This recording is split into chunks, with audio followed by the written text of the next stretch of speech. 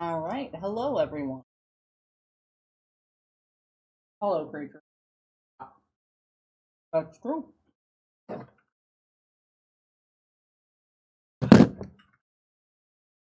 Want some chips?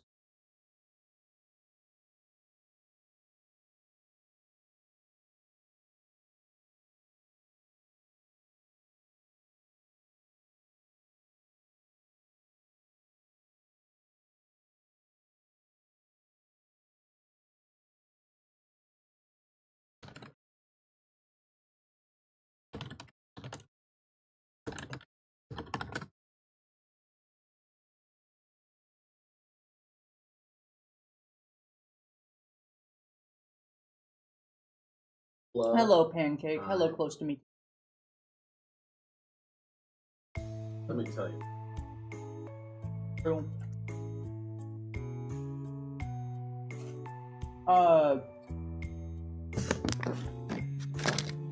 Were you hosting or was I?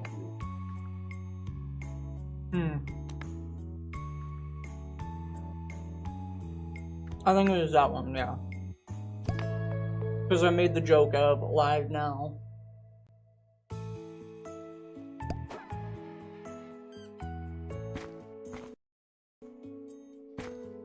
I think they said that they got an update.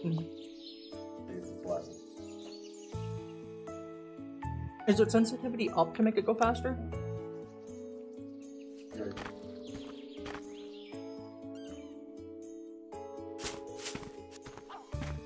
How are things doing? I'm vibing. How are you doing, creature?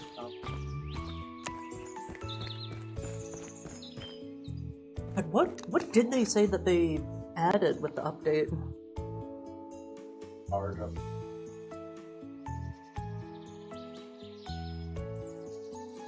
They added shelves, shiny indicator. Oh, animations for players in multiplayer when petting or trading monsters.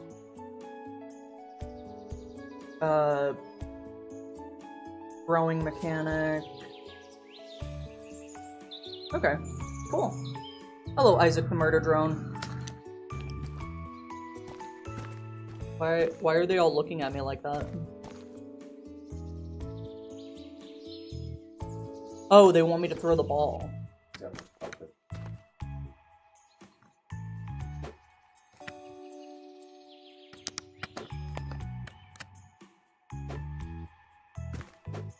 Sorry, I kind of hit you in the face with that.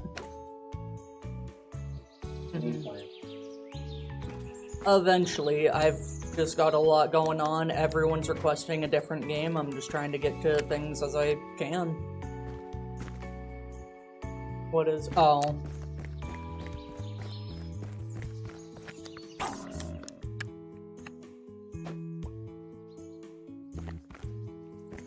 Alright, you ready to open?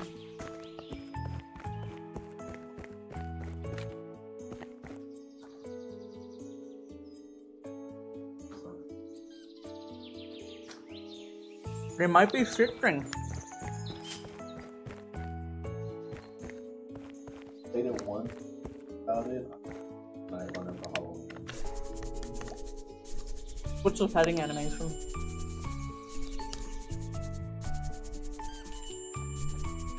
Cute. But yeah, I'll definitely be getting around to it eventually. They want Napoleon.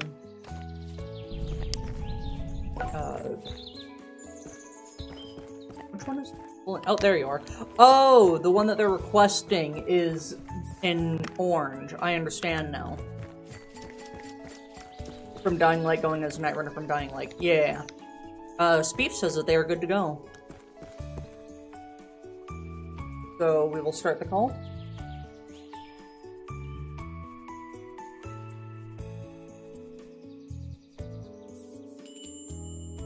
Hello. Hello. Hello. Hello. So right now, all we need to set up is figure out the audio. That be that link. Gotcha. I've got that link. Let me paste it in the chat.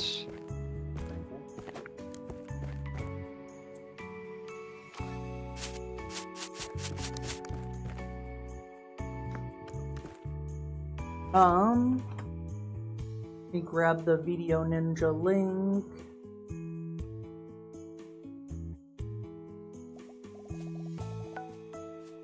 And Ninja.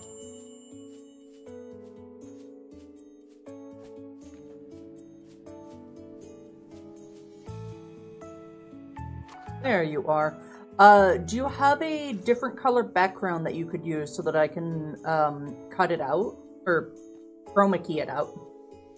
That won't interfere with your colors. Let me see if I can figure it out.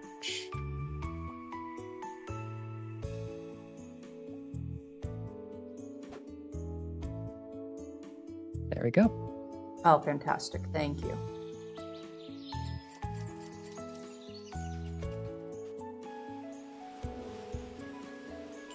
That I can resize you as needed.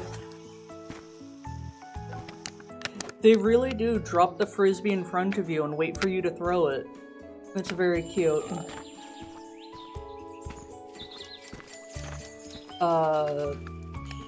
What else do we need to get? Oh, did you want to list the questions before we start? In case there's anything that you're not comfortable with answering, you'll have a list. Sure. Yeah, sure. That was the last part two. With it. So,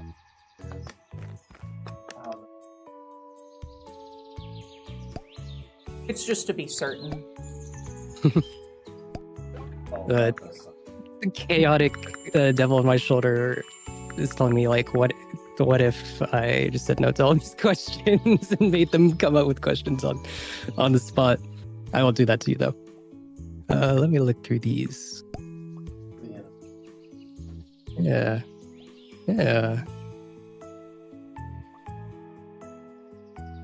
Oh, just got an upgrade for the assistant. They can now defrost frozen monsters.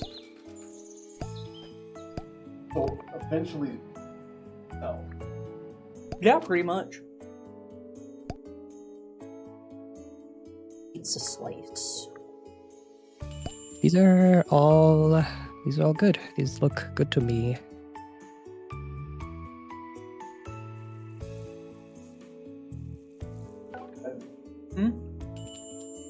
Yeah, are you? Got it. Yeah. Save, and then save and exit. I'm dead. Man, I'm dead. Alright. Oh, we forgot to pick up my prescription. Oh well. Let me turn off the play capture.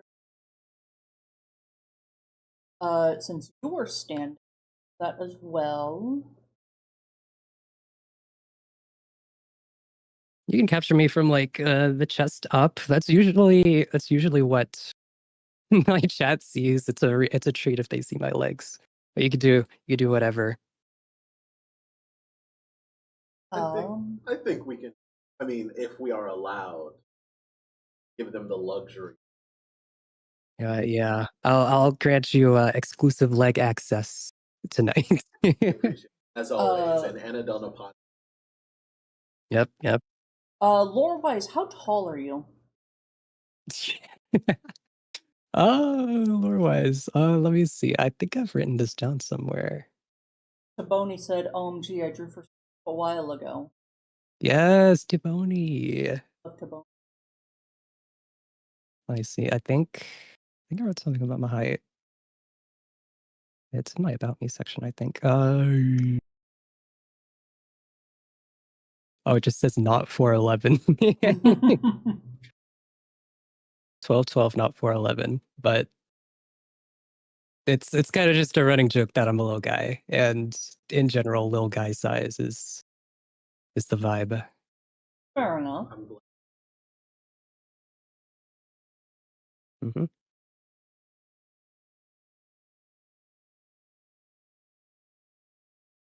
I see. I see. That's true. That's true. I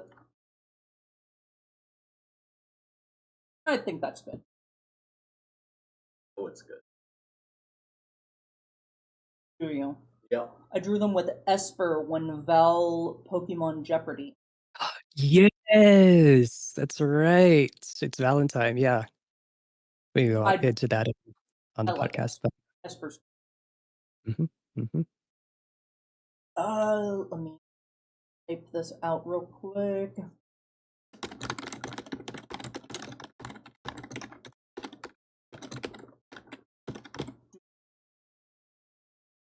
Great at that. So once she gets typed out so that the stream chat will know that they're loved. Was there anything you needed to do before we started the interview? I'm all set. I've got my water. I've got caffeination. I'm good. Do you have the Yeah. Yeah. The Yapping. so 35? Are you sure it's 35? I'm positive. Okay. Then in 3, 2, 1. Hello, everyone, and welcome back to the Anadelna podcast. Episode 35. Today we are interviewing SpeefVA. Do you want to be called SpeefVA or just? You can just call me Speef. Okay. So with that out of the way, who are you? Hello. I am Speef. I am just a little guy on your computer. I'm a variety streamer on Twitch. I do all kinds of things. I'm a variety person as well. I'm a classically trained tenor.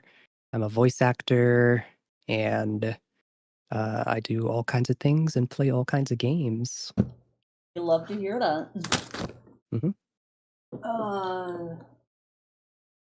Sorry, I have to move my microphone closer. Apparently, I'm a tad quiet. What are your preferred pronouns? I answer to he, him, and they, them. Absolutely. What is your favorite color and Ooh. Okay, for color, can I give you a hex code? Can I give you a hex code? Yeah. Okay. It's this one. It's the purple that you see in my hair. Like it's like a lavender-ish kind of thing. As for font, okay, so you've triggered my trap card. This is one of my like niche little hobbies, interests. I am really into typography. So I love fonts. I love fonts. Mm-hmm. I've got a couple that I'm a fan of. For like general use, if I'm just typing stuff up on like a word processor of some kind, I use one called Lexend. It's a sans serif font. It looks really nice. It's like scientifically made to make reading on digital devices easier. It just looks really good for professional work, writing contracts and doing cool stuff like that. For academic work, I use these fonts called Equity and Concourse, which are fonts that I paid for. The first fonts I've ever paid for. I'm serious about this kind of stuff. I love fonts. I found the Lexend Mega. Yeah, so Lexend has a bunch of different like form factors or sizes. Lexend Mega, I think, is the default.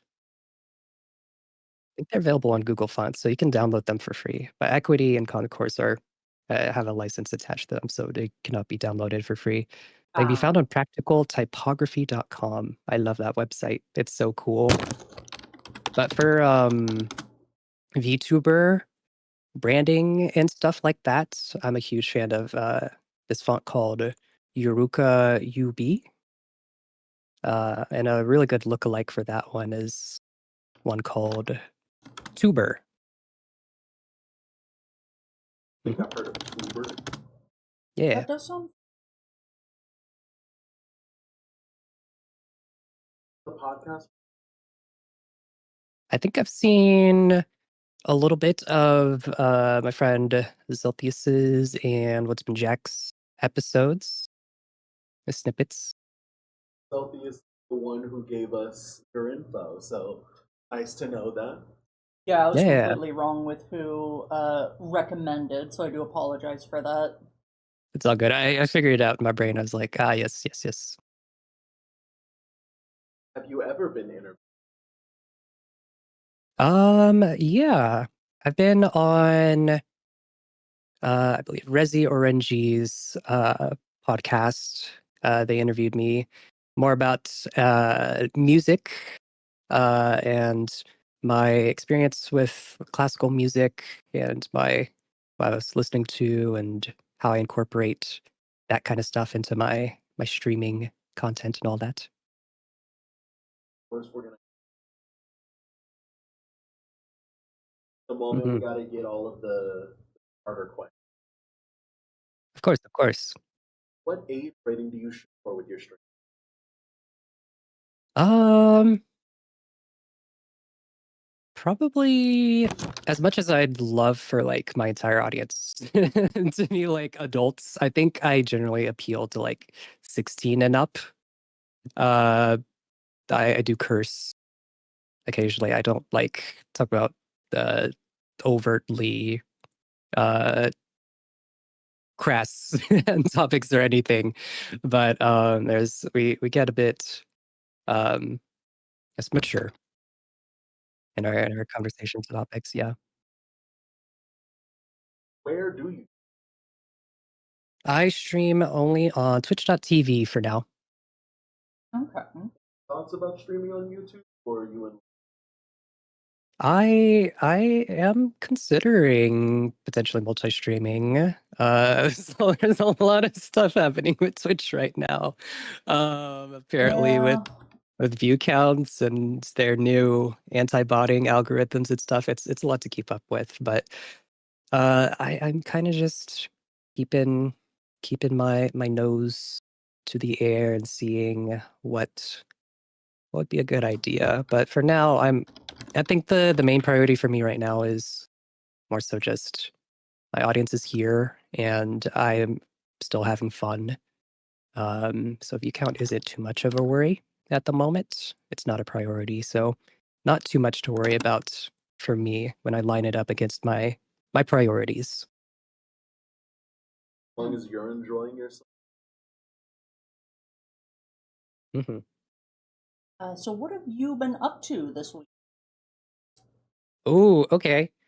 Um, Honestly, the streams the past couple days have been Minecraft. I recently joined this SMP called the Spooky V SMP. I've been RPing as Father Speef. I've started a cult of the Blood God, the Church of the Blood God, on the server. It's a horror Halloween mod pack themed themed mod pack. So lots of witch stuff, lots of blood magic stuff, lots of cool RPG stuff. So I've been doing that a lot, and off stream I've been playing a lot of Final Fantasy Tactics, With the the remake? remake. Yes, yes. Nice. I've Mhm. been wanting to play that too. I played a lot of Tactics Advance growing up. I didn't play the original Mm. Tactics, but I do really love the formula, so I do want to check it out. Yeah, I've never played the original, but I've always heard that it's so good. So like growing up and hearing about it constantly and hearing that it's a really good story and it's a fun gameplay. I'm like, oh, I need to check this out.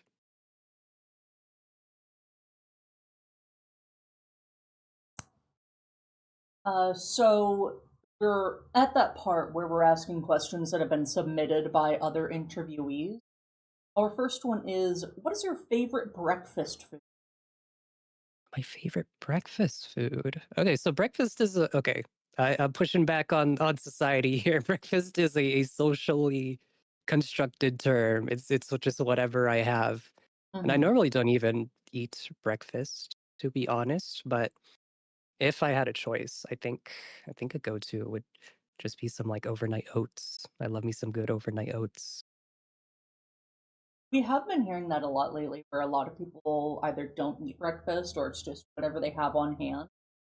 Yeah. I don't think I've ever had overnight oats. Oh, they're so good. They're so fun to make too. It's late stage breakfast. No, for real.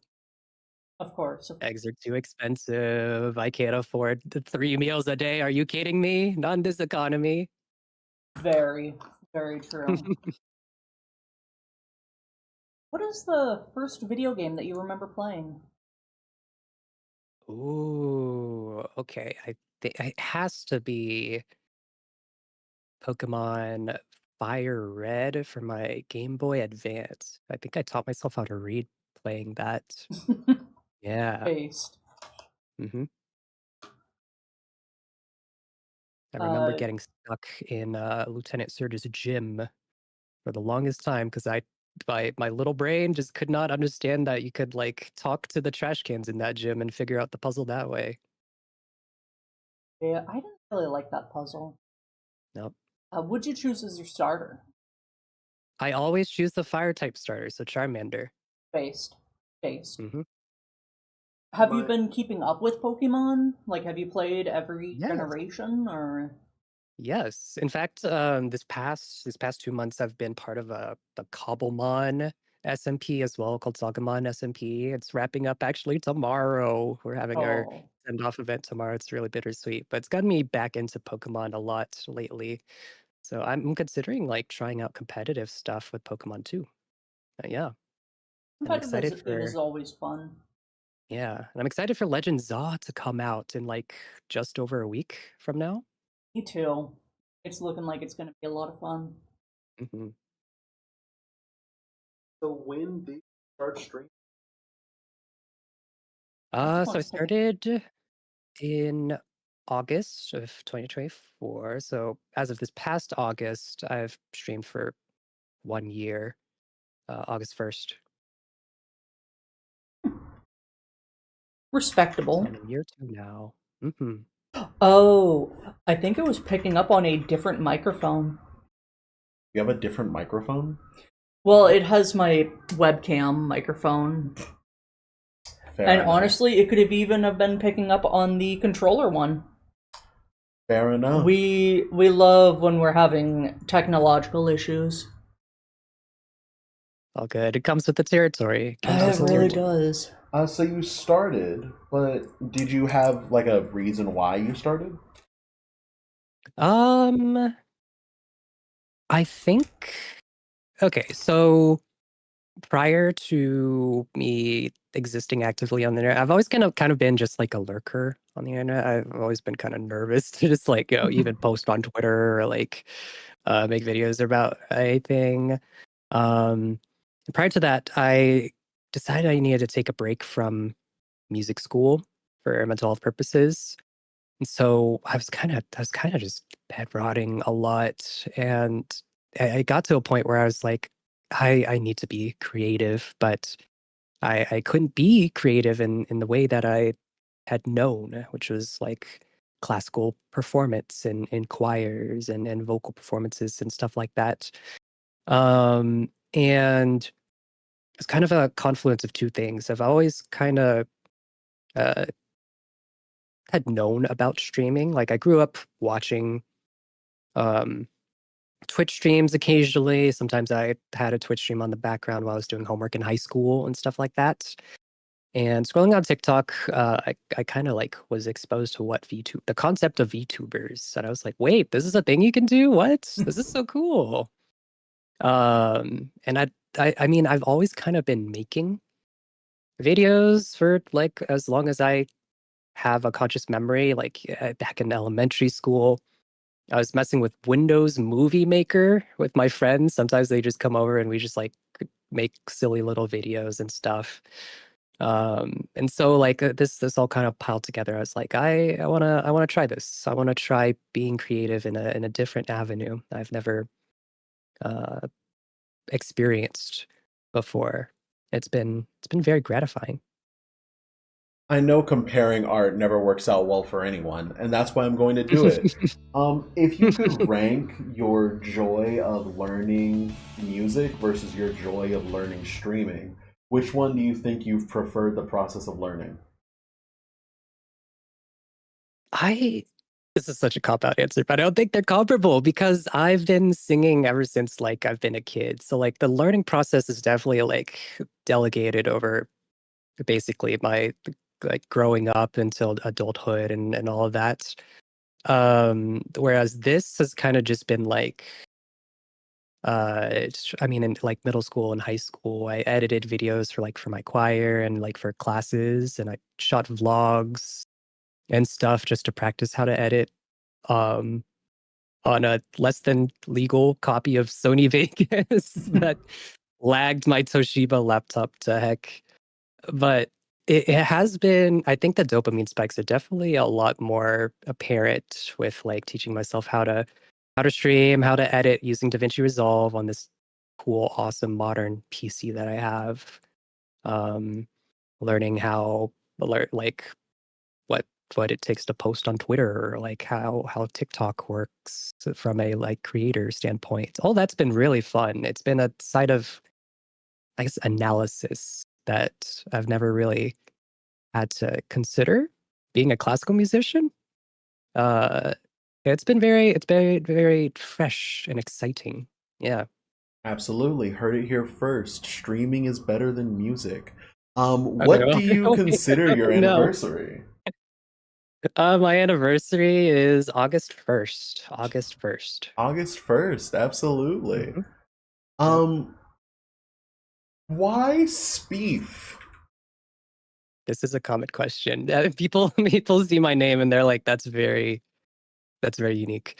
Okay, so here's the lore, here's the backstory behind that. I think young Spieth one day was looking on the Steam store page of a. You guys know Spore, the Love game Spore. Spore, where you make the little guys. Yeah, My favorite was Dark Spore. yeah. Right? So on the Steam store page, you know how like on the page it's like a trailer video or maybe one or two trailer videos of what the game is, and then like a bunch of pictures afterwards of like screenshots from the game and stuff like that. Mm-hmm. Um, in one of those pictures, and it doesn't exist now for some reason. They changed the pictures, even though the game's like super old. Um, I saw that they had named one of the creatures Speef, and I was like, that's such an awesome name. That's gonna be something I go by now on the internet. And yeah, that's where Speef came from. Based. A worthy name. Hmm. Hmm. Would you say you have a catchphrase? Uh, not not really. It's very 2010s YouTuber. I don't really I remember growing up, and I would think about this sometimes, like if I was a YouTuber in the 2010s, what would my catchphrase be? But I don't think I really have an official one uh for what I do on Twitch, no. That's fair. That's Do fair. you have a When we vocal stem at least? A vocal stem? There's always new vocal stems. There's this one on TikTok that I recently saw. That's been stuck in my brain. We got a chicken type situation going on. Chicken type situation. It's just a fun little Chicken type series of words. situation. Chicken type situation. There's also like, do not throw this pitch. This pitch will get you banned in 3 counties. It's banned in 7 countries. It's banned in 8 continents. Do not throw this pitch. They'll take your scholarship away. I love That that that one. yeah. You know what I'm talking about? Absolute. The fingers are Yes. knotted together. It's the Yeah. greatest thing I've ever seen. Yes. I It's the weirdest possible thing you can do with your fingers. It's hard to explain. It's very difficult. you This know is my what? W. Fair enough. This is the Speef experience on stream. I'll just talk about stuff that I've seen on TikTok, and like sometimes people will be like, "Oh yeah, I've seen that one. I know exactly what you're talking about," or they're like, "I have no idea what you're talking about." I'm like, "You Yeah, just gotta I trust me. It's so funny. I'm sure." I don't use TikTok, so I don't get a lot of these new things that come out. That's fair. That's fair. So whenever I ask the question of do you have a catchphrase, generally people don't have one that they know of. But usually we get something like, oh yeah, but I do say this specific thing when I'm starting the stream, or I say this specific thing for the outro of the stream. Do you have Mhm. something you say specifically when you're saying bye to your stream?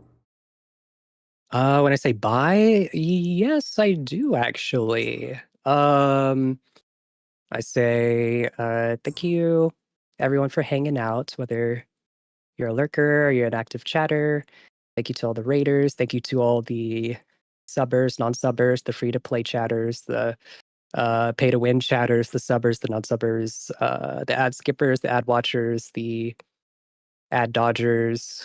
Thank you, everyone. Thanks for hanging out. If they're raiders, thank you to the raiders, that new followers, that kind of thing. And have a good night. Yeah, Once you put enough stank on that, once you have enough of your own uniqueness on it, that's a catchphrase, sad to say. I guess so. I guess so. What is your favorite type of wood slash tree? Think I know whose question this is. What? I don't No. know.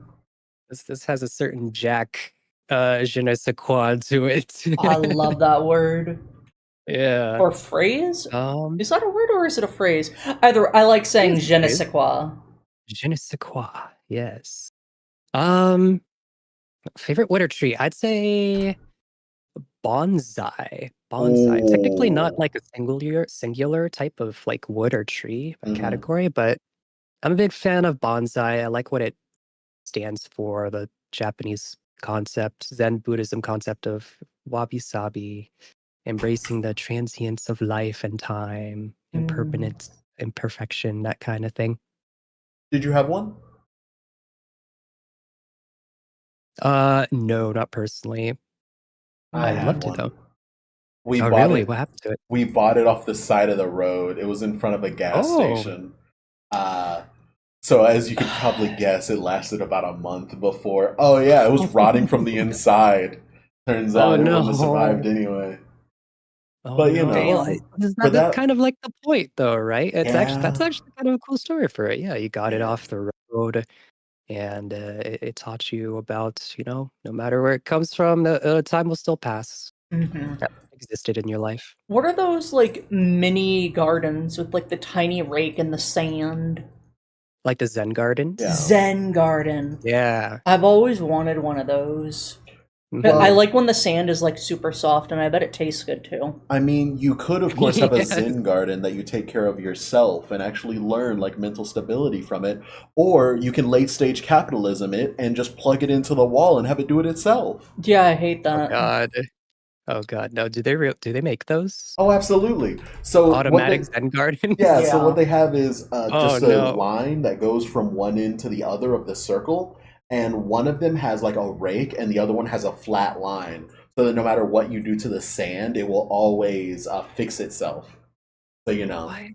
yeah. We've lost the plot. What's the point? The point What are we is, I'm doing? busy. The Because point it's is, super satisfying.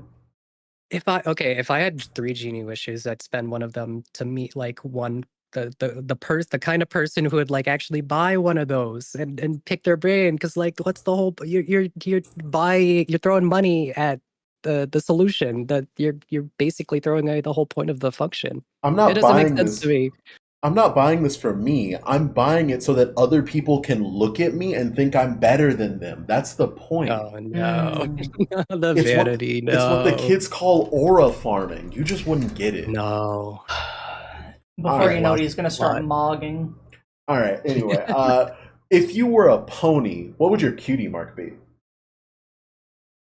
You know, from My Little Pony. Uh oh, I am not familiar. Oh, that's fair. If you can, so effectively, like if you were a noble house, and you had to have a seal that encapsulated who you are as a person, that would be a cutie mark. Or So crest.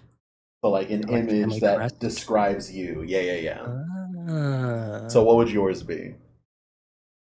hmm. I think it would be. I think mine would be like a brain with a smiley face on it, Or laughing. Okay, hold on. This is cursed now. I just formulated this in my mind now. It's taken shape. Brain emoji, but with the laughing, crying face overlaid on top of it. Mm. Can the eyes be googly eyes? Yes, All right, even better. absolutely. Thank you, Mhm. thank you. Do Yes. you know Uma Musume? Yes, I love Uma Musume, and I'm not one of those fans who hopped on just because it released like recently. I've been waiting for this game to come out in global ever since I saw like a TikTok clip of like the anime. I was like, holy moly, this animation's insane. What is this? You're telling me this is from a game? This was back in November. I was ahead of the curve. I love Uma Musume. All right, you love it. That's good. That's good. That means that you can tell me who your favorite is so that I can know that you hate all the other ones.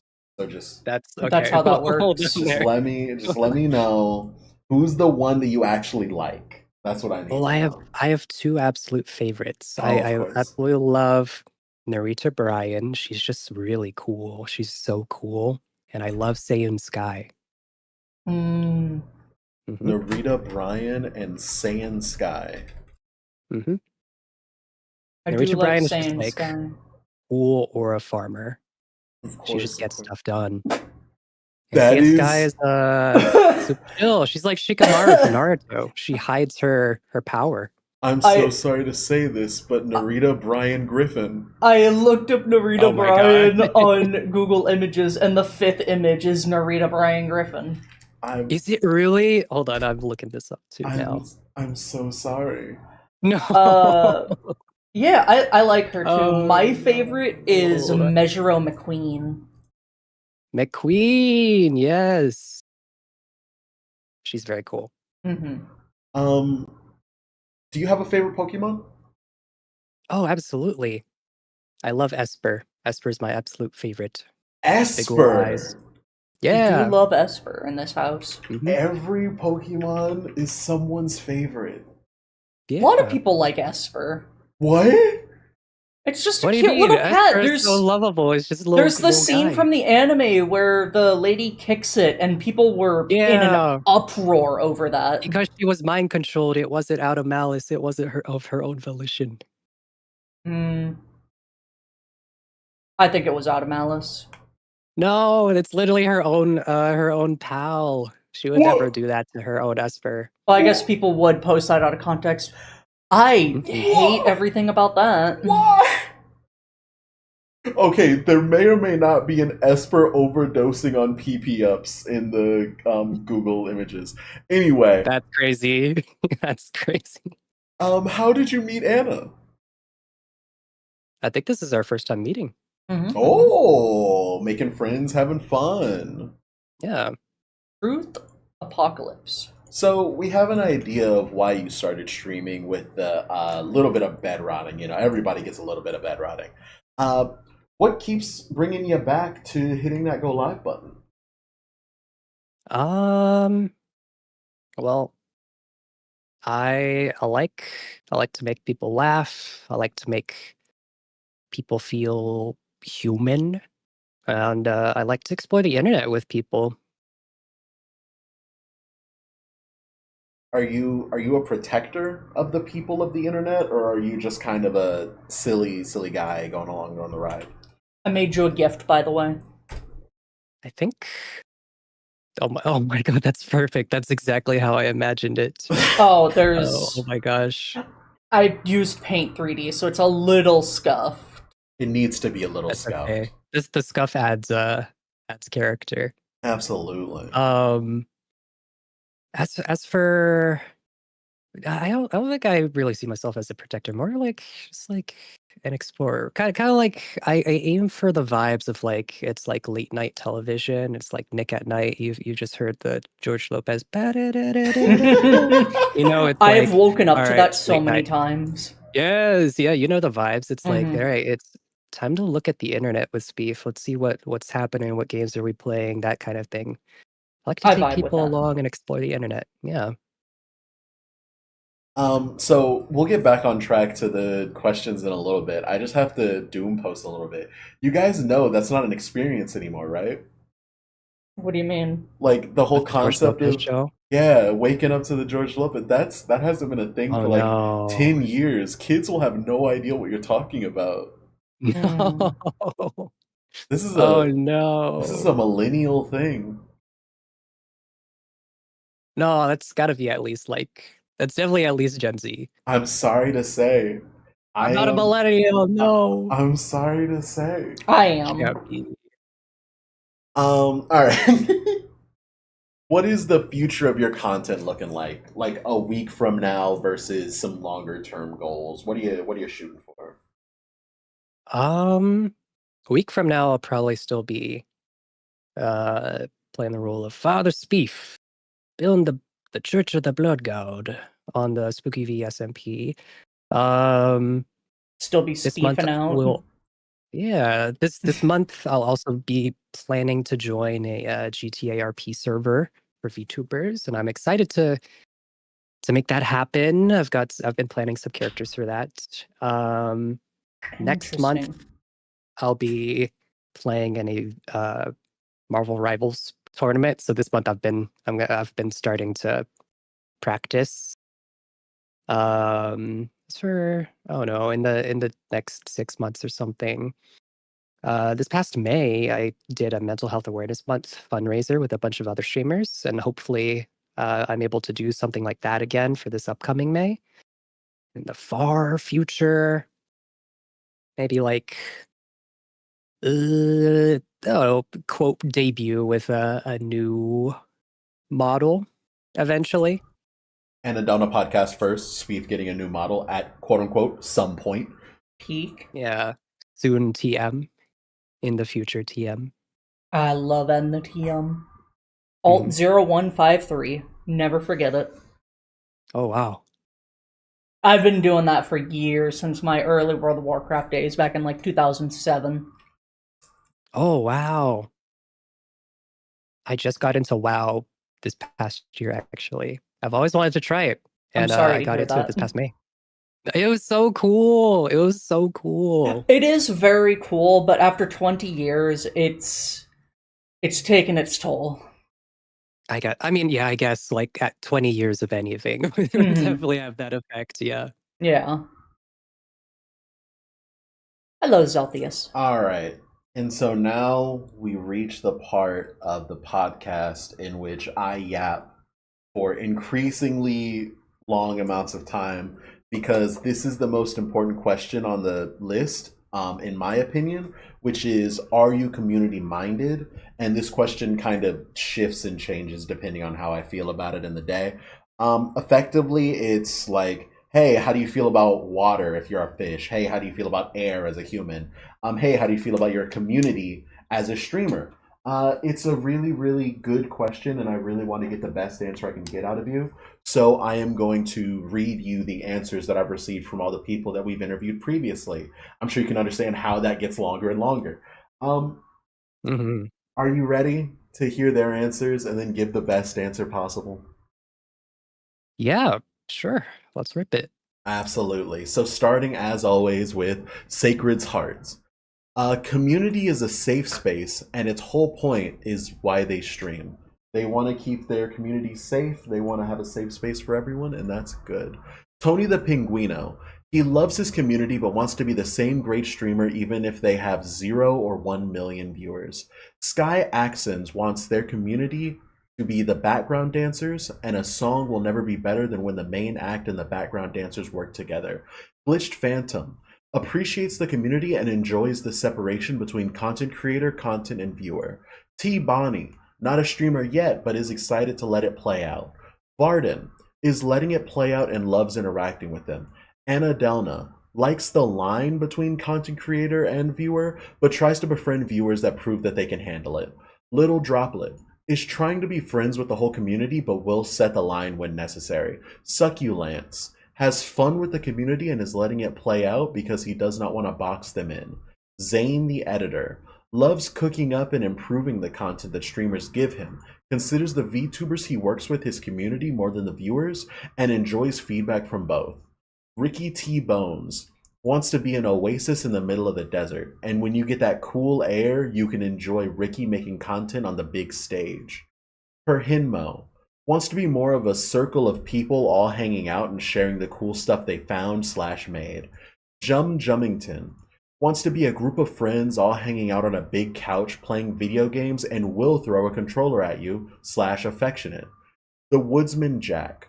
They want it to feel like you were trekking through a forest and you see a campfire. You get to sit in that comfort with your friends and some hot cocoa.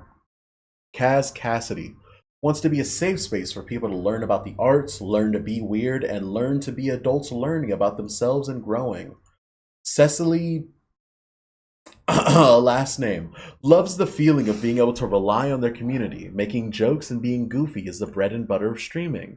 Captain Lockhart wants their community to be their crew, and they will make it to the treasure great content together. Choco Ichigo. Nobody should ever feel alone or outcasted. Wants to make a space that people can feel welcomed, and your hyperfixations are valid and are Choco's now, and thanks for making her feel seen. Pastel Possum wants the community to be a big tea party where everyone can get comfortable and everybody who proves they can handle it can participate. Lorelei Irving loves the interactive feeling of being a streamer talking to the community, but has needed to put the line in place. Wants the community to have the space from outside influences to unwind from the world and relax. Zelthius loves their community made up of strongly creative people that are open to discussion of interesting ideas and having a good time. Inochi Kawa wants to make and inspire a community of helpers and friends that can remind everyone that they are not alone and are worth the second chance in order to work towards a better internet/world together, no matter the trials or tribulations. Ditsy B wants to entertain and make a hive of bees that enjoy and can make art and enjoy themselves. And now, Speef, what shall I chisel into the stone of community thoughts for you? Oh wow. First of all, I'm honored to be here to give you my 2 cents on this. I'm just going to activate Yap mode and whatever you can distill from that. You can distill from that. I think first and foremost, what comes to mind when I think about community in terms of what I want to do and what I have been doing is I want to remember that, like, in a way, I am the internet, or I want to be a kind of like part of the internet. I want to discover the internet with people because I miss that feeling where, like, I don't know, the internet used to be so much more connected. And paradoxically, even though it's a tool for connecting, I think nowadays it feels so much more separate and contained than it has ever been. So I think knowing that they're believing that the internet is better with people, I want to connect in that kind of way. That's why I do these things called music streams, where I have a little channel in my Discord where um, the viewers and chatters can put songs in there, and we listen to them together while we are playing something or doing something or yapping. We do these things called stirring the algorithm stew. A couple months ago, I created a YouTube channel entirely fresh that I only use whenever um, I'm on stream, and together I just watch stuff on stream, and sometimes I receive links to cool videos that the viewers also think would be cool to throw into the kind of like internet potluck that is our algorithm stew. We also made one for TikTok as well, but we haven't touched that in a while. So that's kind of like been one of the main focal points as well. But also another point is like I think another important aspect of this for me is I love bantering. I want to banter. I fully believe that chat is capable of being funny too, and should feel emboldened to be funny. So like I want them to like uh, kind of like use me as a punching bag sometimes, because I know my limits and I trust myself to enforce those boundaries as well. Then I trust chat to uh, respect those as well. But I think we've got a very good shared camaraderie in that kind of sense. I've got this thing called the fridge on this stream, which is PNG of a refrigerator, and I use it to like you know, how you did so great on this assignment from school. I'm gonna like put it up on the refrigerator with a magnet. So I take really funny or especially silly chat messages and I highlight them on the fridge. And it's a really great honor to be on the fridge. Um, also, we also we get silly, but we also get pretty deep and I won't say serious, but we get real. Like I want to honor everyone's humanity, but also being capable of being silly. So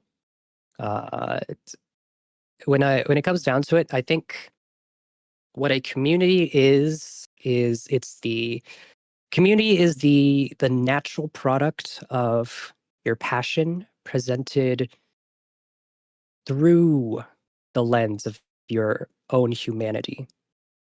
I think this differs from a fandom. I think you get a fandom if there's no direct involvement. So if there's no direct involvement, if you're hands off, if the humanity aspect is not part of that equation, you end up with a fandom, which is just as fine too. Sometimes that's what people's goals are. Um, I also don't really like using the term building community, because I think it disregards kind of like the agency of the people that make up the community themselves. I think it's really important to highlight and celebrate the fact that, you know, the people are choosing to support you and show up for you out of like the millions and billions of people that also exist on the internet.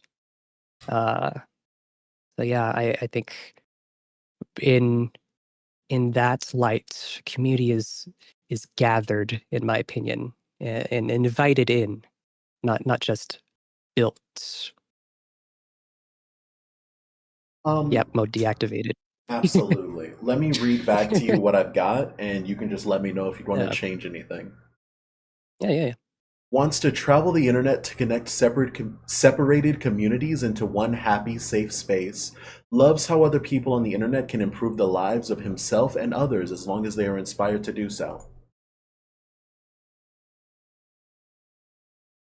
I think I'm happy with most of it. Hmm. Um, Tell me what I did I would wrong. also add in.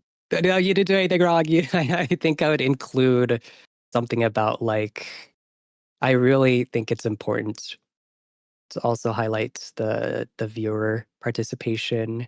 Uh, what did I say earlier about the chat, encouraging chat to be funny, encouraging chat to participate as well, because I think sparks really fly and the magic really starts to happen whenever um, we're both kind of going in that kind of way.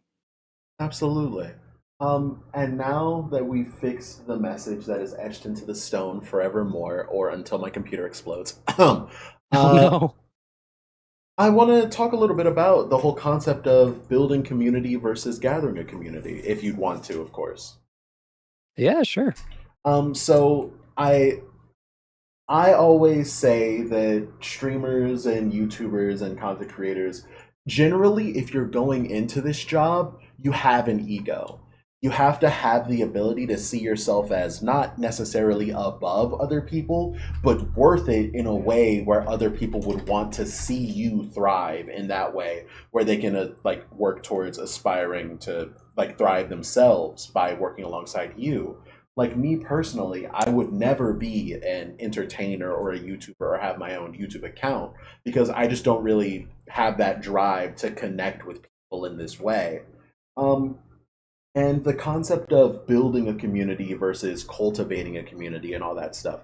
I think that you have to have an ego to start, but with the way that you interact with people online and the way that the internet is currently, I would like certain people who go into this to have more ego. Like, obviously, too much ego is always going to be a bad thing, but some people do reach a point where they need to start lifting themselves up. Because once you start uh, viewing yourself as like I don't know how else to say this, so I'm just gonna say it.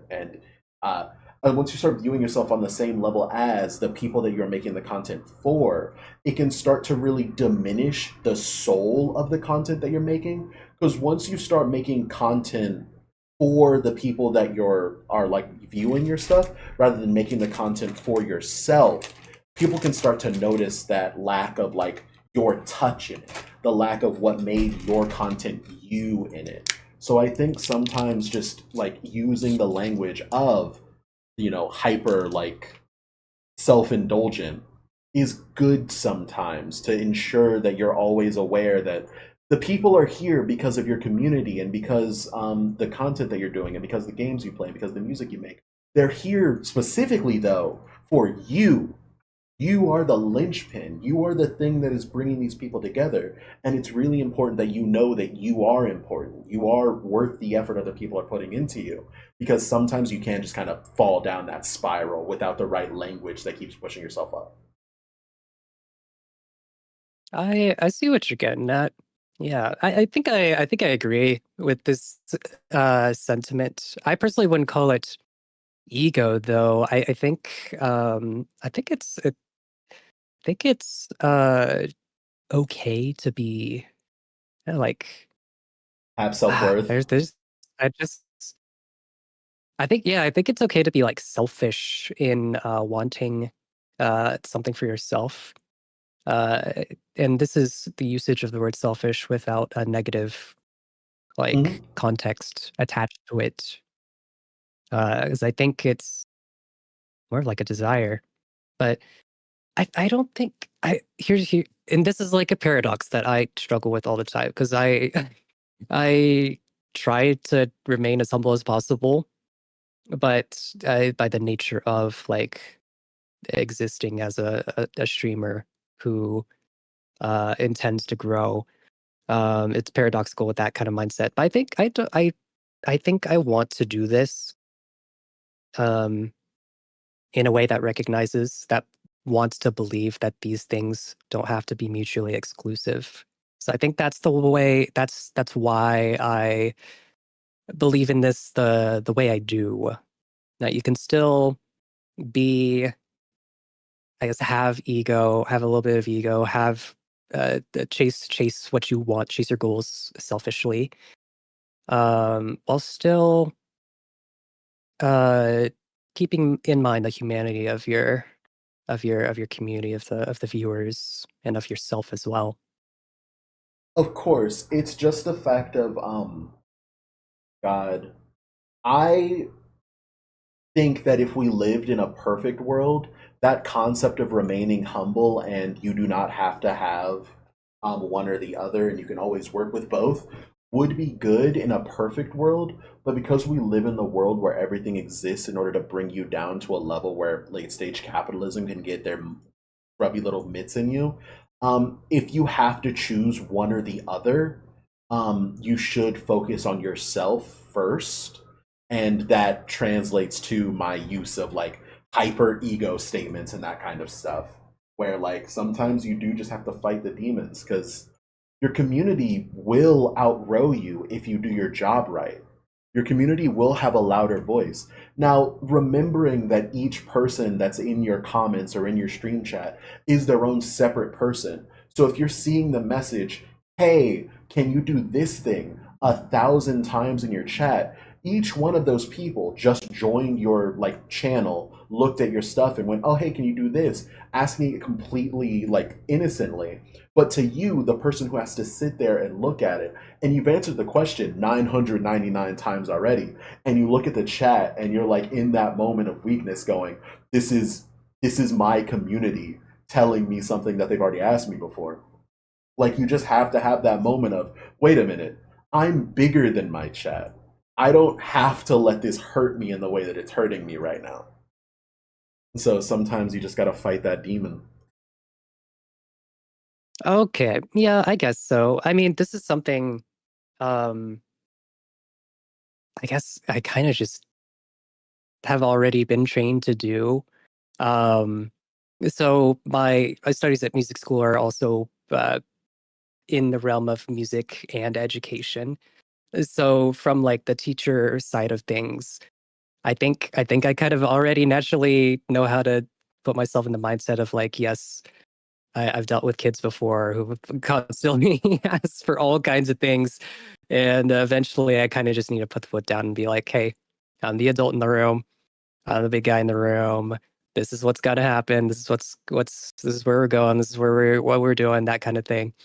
Um, yeah, I think I'm pretty comfortable with applying that kind of mindset, though. Yeah, I get what you're going for, though. Yeah. 100, 1,000,000%. All right, we can go back to the interview or whatever. Hey, babe. Hmm. What do you call your chat? There isn't an official name, but whenever you rate out, they I guess we go Speef Nation, but Oh, there's no official name or anything. They're just chats. Fair. I'm trying to figure out how to say beef, but in a funny way. Beef. I've received a lot of nicknames over my time here on the internet. Like beef is actually one of them. Beef is one Some of them. some way to say I smell like beef. I smell like beef. I smell like The beef smellers. There you go. I figured it out. yeah. What's your favorite memory from streaming? Oh gosh. I have a lot. I have a lot. I'm just gonna rattle off a whole bunch of them. Please do. I think oh, the first one that comes to mind, this is a very unorthodox kind of idea for a favorite, but I think I do appreciate this stream memory because I learned a lot from it early on in I guess my streaming journey. I decided to stream Power Wash Simulator, and before then I really had no idea how to talk, how to yap. I think doing that stream, I told myself, I'm going to commit to this. I'm going to just teach myself how to go with the flow and learn how to yap because I'm a naturally I'm like I call myself like an evergreen introvert. So I'm just really not very talkative normally. But in terms of stream, I learned and taught myself how to get in that mindset of how to yap that stream with Power Wash Simulator. Um, that's a favorite. Oh wait, okay. So back in May, we reached a donation milestone, and I am an absolute baby when it comes to horror games. I hate horror games. Even like Lethal Company is too much for me sometimes. Um, we had a goal. It was, or we had a thing. It was mortuary assistant. I played mortuary assistant with a harmonica in my mouth the entire time, and good God, that was the most intense stream I've ever done. It was very fun, but also very horrifying. Um, that's definitely been a favorite. Oh, I also have to mention the first time I've ever like sung classical music on stream. That was also a favorite as well. When I celebrated reaching affiliate in October, last October. Hmm. Nice. Yeah, there are many such streams that are favorite worthy. And that's the goal of every streamer, to make sure every stream is your favorite streaming moment. But of course, reality comes in. You can always veto this. What is your least favorite memory from streaming? Uh, I don't think I really have any stream in particular. I guess I have like icks though. I think most of the time when I feel bad about streams is like when I guess when I'm in a collab and it's like a collab etiquette issue is a thing.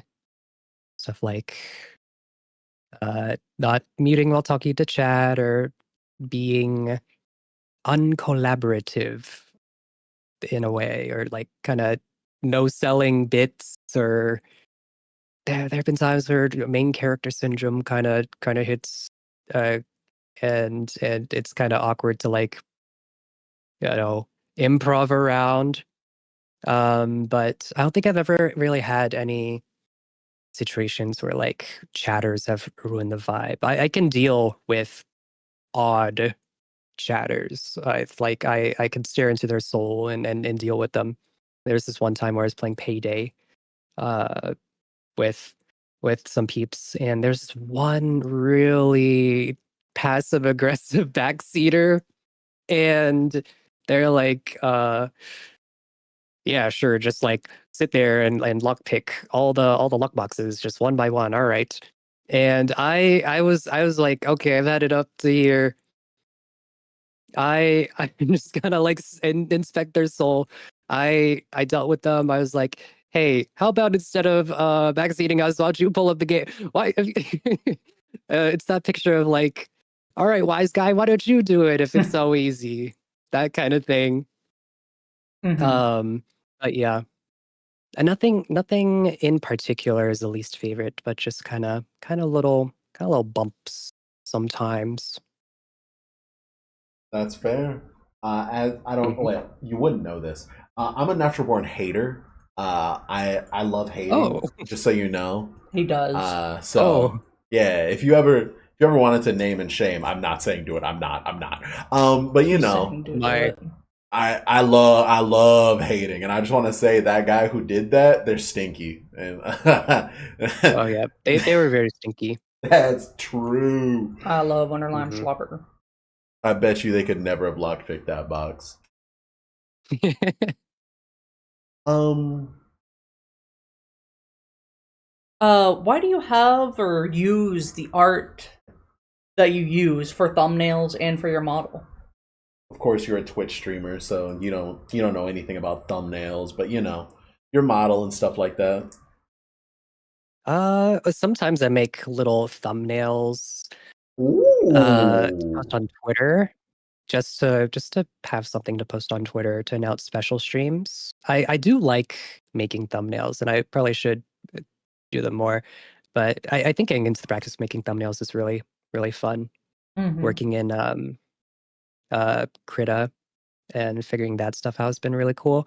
But as for using the art and model that I do, I think you you you see a lot of like male I guess people use VTuber models are, really hot, attractive anime men. And I personally was like, I don't know if that's really me though. I'm just like a silly little guy on the internet. And I found this model. I was like, this is so me.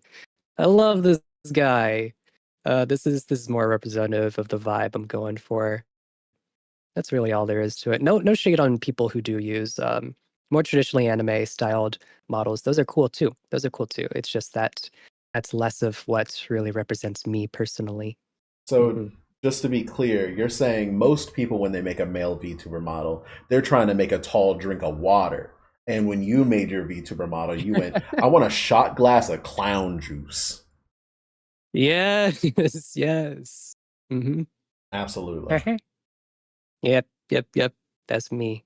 He says words sometimes, and I don't even think he knows what he's saying. I'm just a little slime. I don't. What do you want from me? But He I'm is picking it also a up. goofy little Clown to clown guy. communication. Clown to clown. I'm picking Thank it up. you. Thank you. You Yeah, I'm Mhm. picking understand. it up. Yeah. Has anything been changed on your model since you started? Um, Not really. Okay, well, I have to mention this. April Fools 2025. I posted a teaser for debuting a new model. Um, and that previous March, the Suica customizable model was all the rage, and I had an idea. So I bought it, and I was like, I'm debuting a new model, guys. I'm finally in HD. And I debuted the Speef version of the Suica model, where I just customized the Suica model uh, to look like Speef me.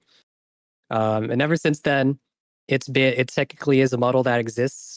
but it's a very high channel point cost to redeem it. Apparently, many chatters have been saving up their channel points to see it again. Based. Mm-hmm. Heavily off topic. Have you played Spore like on stream? Oh, not on stream. I really ought to, though. I really ought to. Yeah. I love it. Now here's the question: are you gonna play heavily modded or not modded? I don't think I've ever played modded Spore. Well, the thing is, the last time I played Spore was probably when I was like, in like high school or middle school. So I didn't really venture too much with mods, but I think playing with mods would be pretty interesting. Sadly, I don't know what's out there in terms of modding for Spore.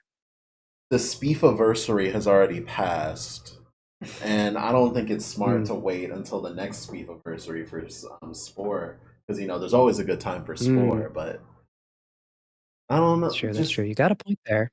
base Spore, while one of the greatest things of all time, once you learn about all the stuff that's missing from it, it's just like, but we can add it back. We can make it better. We can fix you. Mm-hmm. I'll add it to the list. I'll put it on the capital TL, the list, TM. As always. Copyright. Mm-hmm. As always, the slime just doing what he can do to help streamers. And we're eternally grateful. Is there a difference between games that are fun to play and games that are fun to stream? Oh, absolutely. Okay. Okay, this is a hot take. Probably. I don't think good stream games are okay, you cannot play games that are like 9 out of 10s or 10 out of 10s as stream games. At least for what I want to do on stream. I treat every stream as like just chatting plus pro max. If I'm taking I can't yap over like art, really. Games that are like 10 out of 10s, I'm like, I would be doing a disservice if I were to just do my usual thing and just yap over it.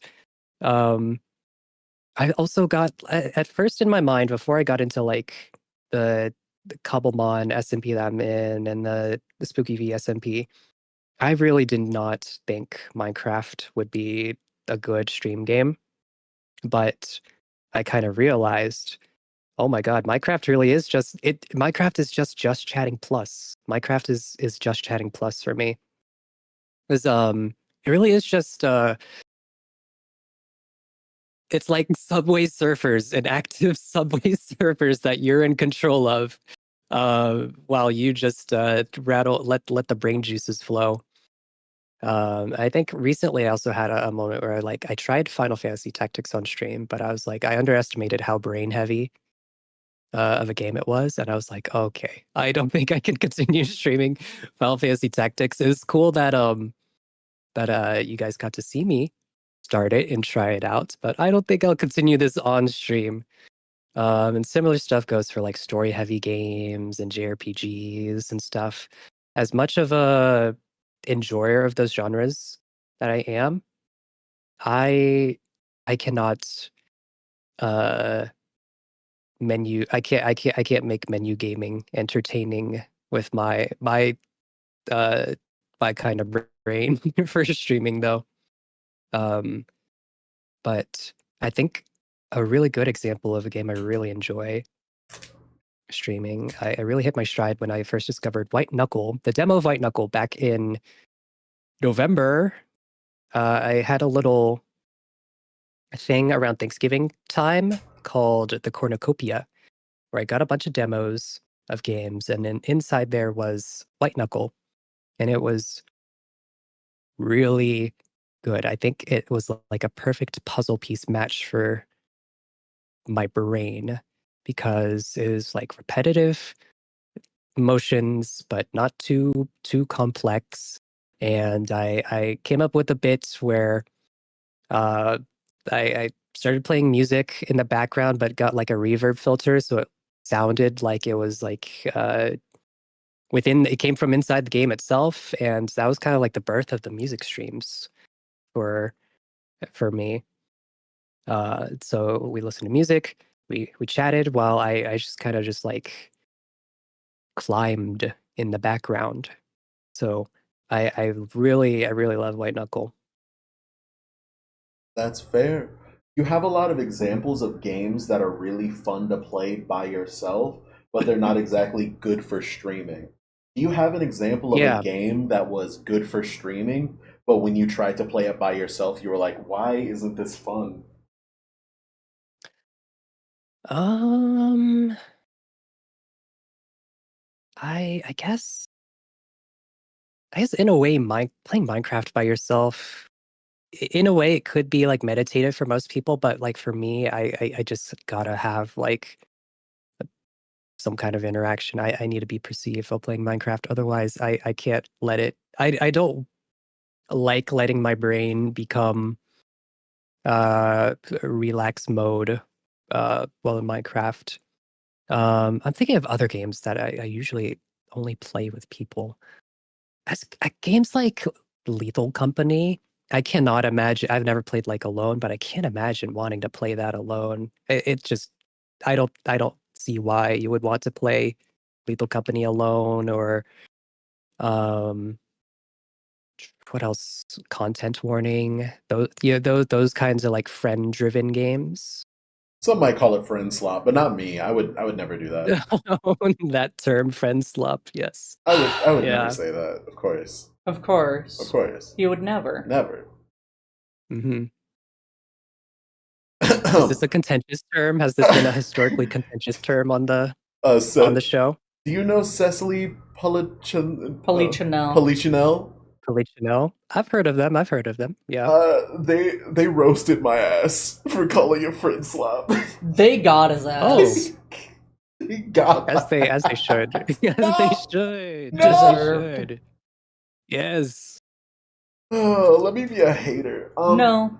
The usual answer to that question is generally like friend slop, but one time we received the answer of Uma Musume or other versions of like gotcha games where if you're doing the pulls by yourself, it just doesn't feel right. And I thought that was an interesting enough answer that I've now asked the question to everyone we interview. Okay, that's crazy to me that wait, so you're telling me people would rather play gotcha games and do their polls on stream rather than alone? Both you and Anna do not understand this, but yeah, there are a few people that are just like, why would I do the polls by myself when instead I can have the chat going, do another poll, do another poll. I mean, I get it, but I don't know. Okay, I kind of could see both sides, but the friend slop thing though, I don't. I don't know. I think the term friend slop is a little mean spirited. Damn, that's crazy. Very what I would call. It's very what I would call Reddit coded. No, we can't do this again. Listen, I've already heard it. I've stopped saying it. Oh, really? No. I need you to say it again. He deserves the fatality. It's very Reddit coded. Just let people enjoy things. Video games aren't bad or cringe because they're designed with social aspects or perceived facilitated performance in mind.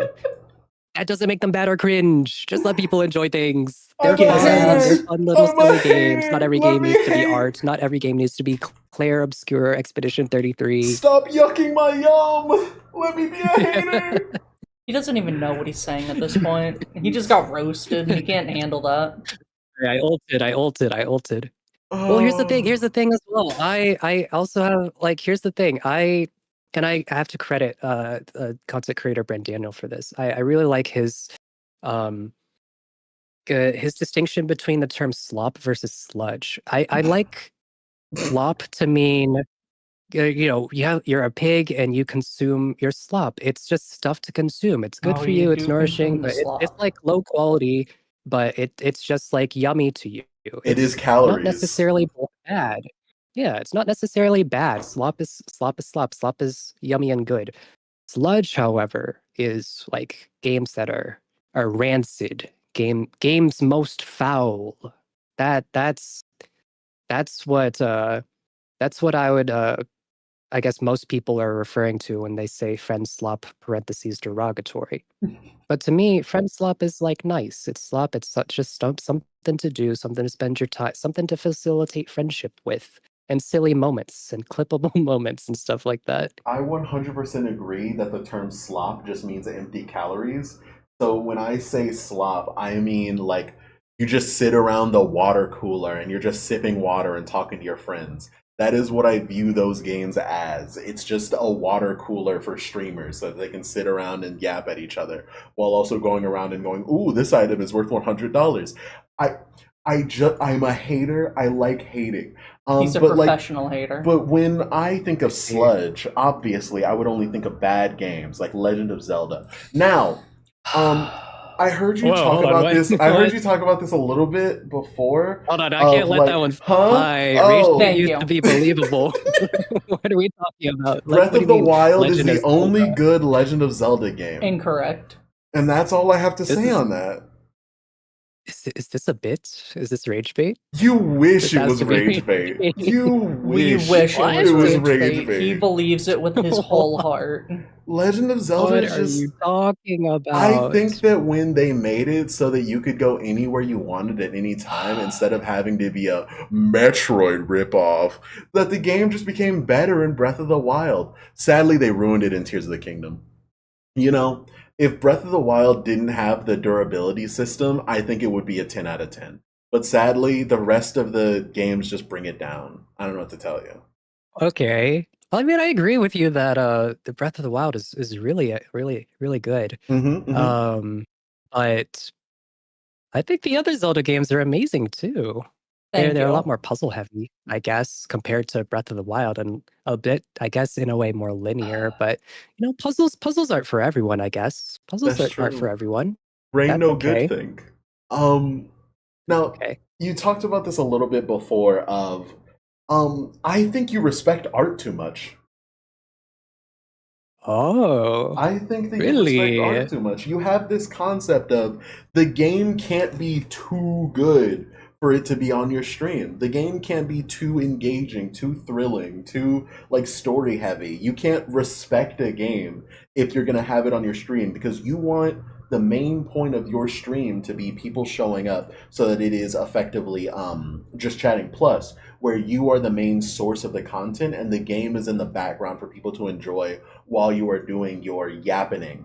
Of course, your yappening is premium plus. It's very good yappening. I mean this in no way as a bad thing.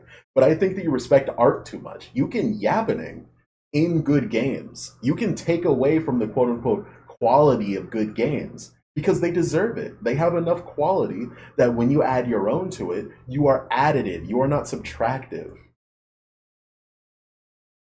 I get what you mean. I think what I mean, but when I say that is, what happens to me is I actually just get lost in wonder and awe, and anything I talk about whenever I play the Omega Amazing games are just only I'm only just talking about the game, and I hate uh though when my brain gets into that mode because then I can't come up with the other stuff I want to talk about.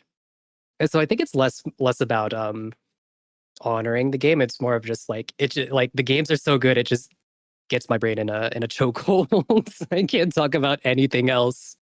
I'm just so enamored with games that are amazing and stuff. This is the Yeah, yeah, moment. yeah. I do This is sometimes stream 10 out of 10 so like Clair Obscure and Outer Wilds, stuff like that. Oh yeah. you gotta hop in the hyperbolic yap chamber. You gotta fight the instinct. You gotta become a hater. There's nothing better than you in this world. You have to understand that, Speef. These games are I nothing in think we're comparison to your diametrically powers of opposed. yap. My heart is pure and full of love My and heart is pure wonder and joy and too. whimsy. Pure hatred. Yeah, I was You gonna have to say pure Oh understand. malice. no. We can both become the super yapper. It's just, different Oh methods, gosh. same purity. Hmm. Oh no. So were you on Tumblr? No, I never used Tumblr. I had friends in like middle school and high school use Tumblr, but around that time, I guess my social media usage was. Do you guys remember Flipnote Hatena on the DSi? That was my. I guess that was my Tumblr because everyone around me was on Tumblr around that time, but not me. That was where I first, I guess, encountered like meme culture and like sometimes there are like fanfics there, but in the concept of like flip notes, you had to download them and read them page by page instead of them like animating through all the way. But no, I was never a Tumblr user. I was a Flipnote Hatena user on the DSi. I mean, there's no way you could have known, but I, of course, was born and bred through Tumblr. My entire personality was forged in the mills of Tumblr. And I just wanted to say, it is, I mean this in the nicest way possible. You are Tumblr coded. You definitely were growing up near people to the point where you got a little bit of Tumblrism through osmosis. I want you to know that. Osmosis Jones? I'm Tumblr coded? You're Tumblr coded, I'm sorry to say. Oh no.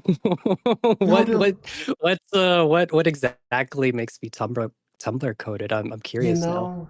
That's a journey that you have to go on yourself. I cannot give you the answer. The journey is the learning experience. He just likes to be a bastard. I'm sorry that I 100% believe what I'm saying. I believe it. I feel like I need to purify myself. No, cleanse myself somehow. Do not fear the Tumblrism. No. Give in. No. For your own health and safety, don't. I can't have this on me. I can't have this on me. You can be a silly little Glorbo. Don't you want to be a silly little Glorbo? Is that a Tumblr thing? I don't know what that means. I don't know these terms. I only started actively posting on the internet like 1 year ago. That's fair. All right. He's a professional glupshitto. I am a glupshitto. I know glupshitto, my favorite Star Wars character. True. Mine's Salacious Crumb. So what is your favorite genre of games? To stream or just to like play off in general? Stream? Just your favorites. In general? I guess I'll answer both. For streaming, I generally love playing indie games. It's not really a genre, but like indie games or demos that kind of go hand in hand. Friend slop with an asterisk.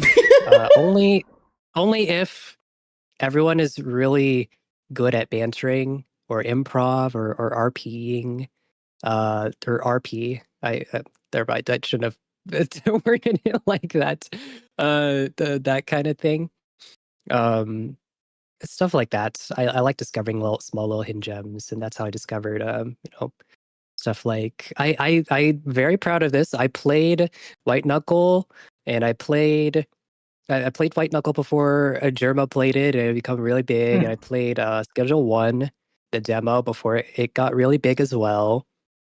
So I love finding little gems and stuff. A big fan of I guess my favorite friend slop game I have to mention is Dale and Dawson, because have you heard of Dale and Dawson Stationery Company? I have not. Oh wait, that's the one where one person is promoted to manager, and then you have to figure out who the lazy people are. Slackers. Yeah.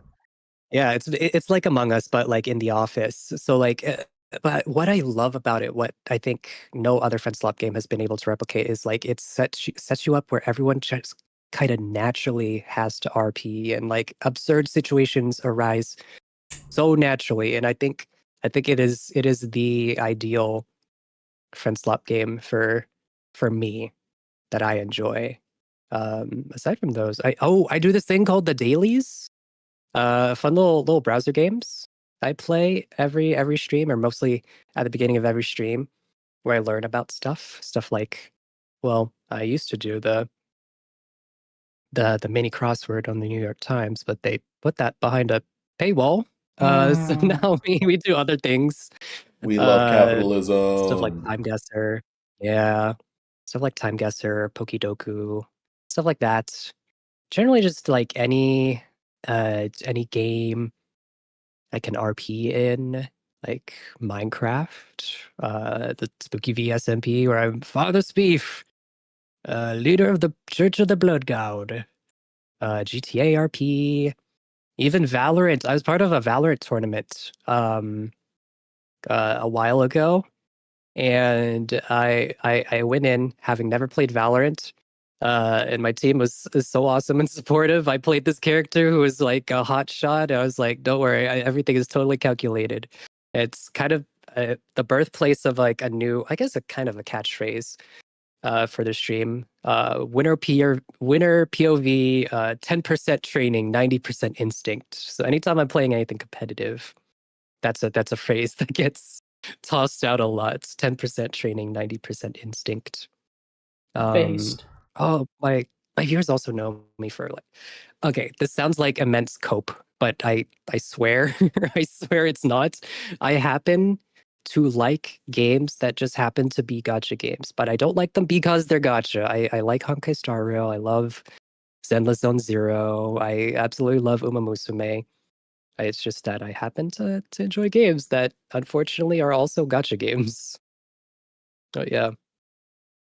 Those are just the sacrifices we have to make. Yep. Hmm. Do you Oh, scramble? also charities and MMOs. MMOs Sorry, are what was that? good. Do you scramble? Yes, that was a daily we discovered a while ago. Yeah, it's very silly. It's a very interesting peek into the British culinary world. I'm generally mostly British. Sometimes there's other food from other sporting events around the world, but yeah. Nah. Um, but Hmm? What is your least favorite genre of games? Oh, honestly, I play everything. I don't think I really have anything I dislike. I guess I'm not really a big dating sim person, not a big visual novel person. Though I did enjoy Danganronpa 1 and 2. I've never played the third one. Um, I'm not part of the Danganronpa community, so don't put any of that ish on me. I played Danganronpa in 2020, but it was very independent from anything that happened around that time. I just happened to need uh, uh an Ace Attorney fix, and Danganronpa was apparently a really good alternative for that because I was out of Ace Attorney games to play. Um, who do you ken? oh, who do I He's what? doing the thing Who do you, again. who do you ken? I do not know what that means. Oh, it's like who do you vibe with the most? Who do I vibe with the most? Out He's of doing the In like, thing again. is this a bit? I no, no. I'm looking It's straight at the camera. Is this a bit where the cameras? Am I being This pranked right this is now? an office moment. this is not an office moment.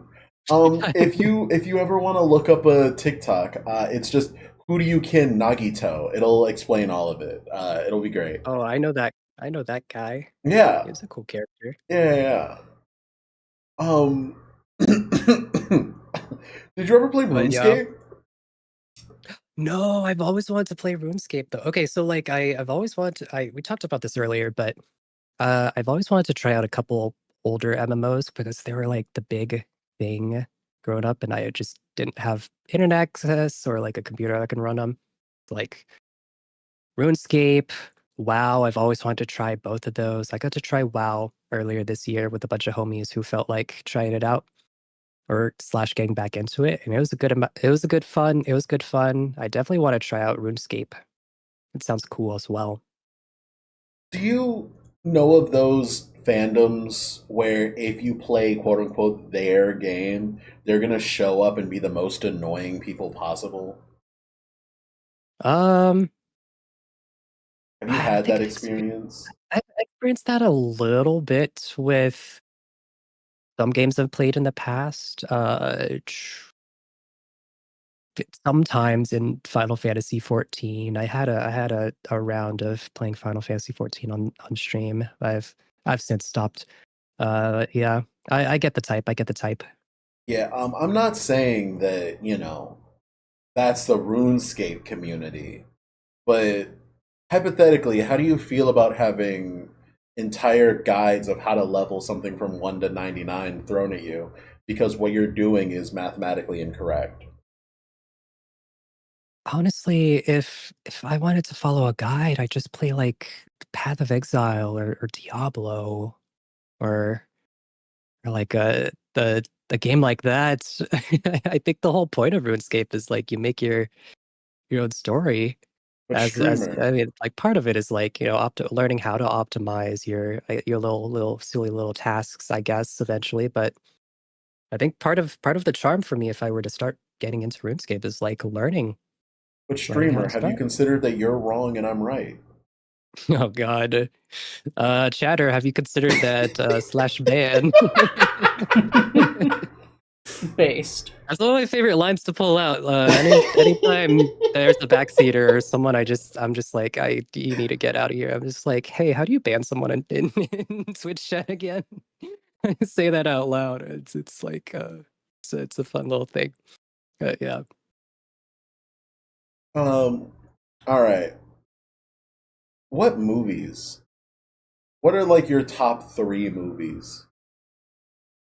Ooh, I'm a big fan. Absolute favorites. I love La La Land. Absolute favorite. La La Land is so good. Big fan of The Greatest Showman as well. Pretty big into musicals.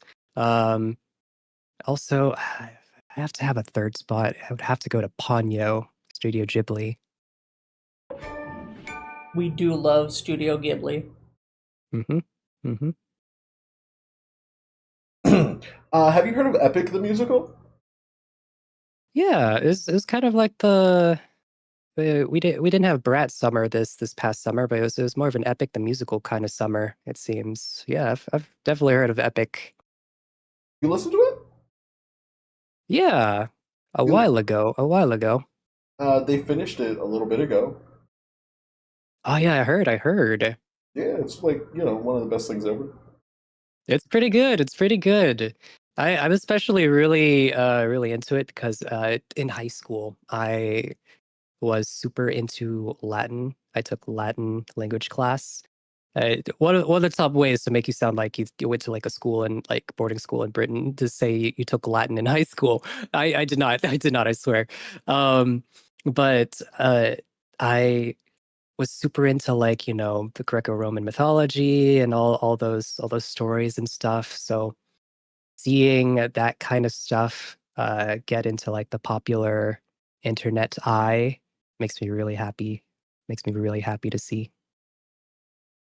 You know those people who, if you say that you like waffles on X the Everything app, that means you hate pancakes? Oh yeah, I have many such cases. So it wasn't in your top three, so why do you hate Little Shop of Horrors? Oh, what? Little Shop of Horrors is so good. I think it's definitely a top 10. It's definitely a top 10. Hmm. Hmm. Newsies is in there too. Which ending do you prefer? The one where the little guy wins or the one where the plant wins? I mean, it has to what would make the most sense is for Audrey to slash the plant to win. I think it makes more sense. It's supposed to in my opinion, I think the story is supposed to be like a tragedy. If Well, you are on the side of like the little guy wins, you're too Dr. Seuss coded, you're too give a mouse a cookie coded. I Mm. mean, You just want happy endings all the time. Sometimes you gotta sit down and deal with the turmoil that comes with not all stories have to have happy endings. He well, I is very mean, Doctor Who coded, by the way. it was a happy ending because the little babies got to live, and I don't think humanity really deserved it.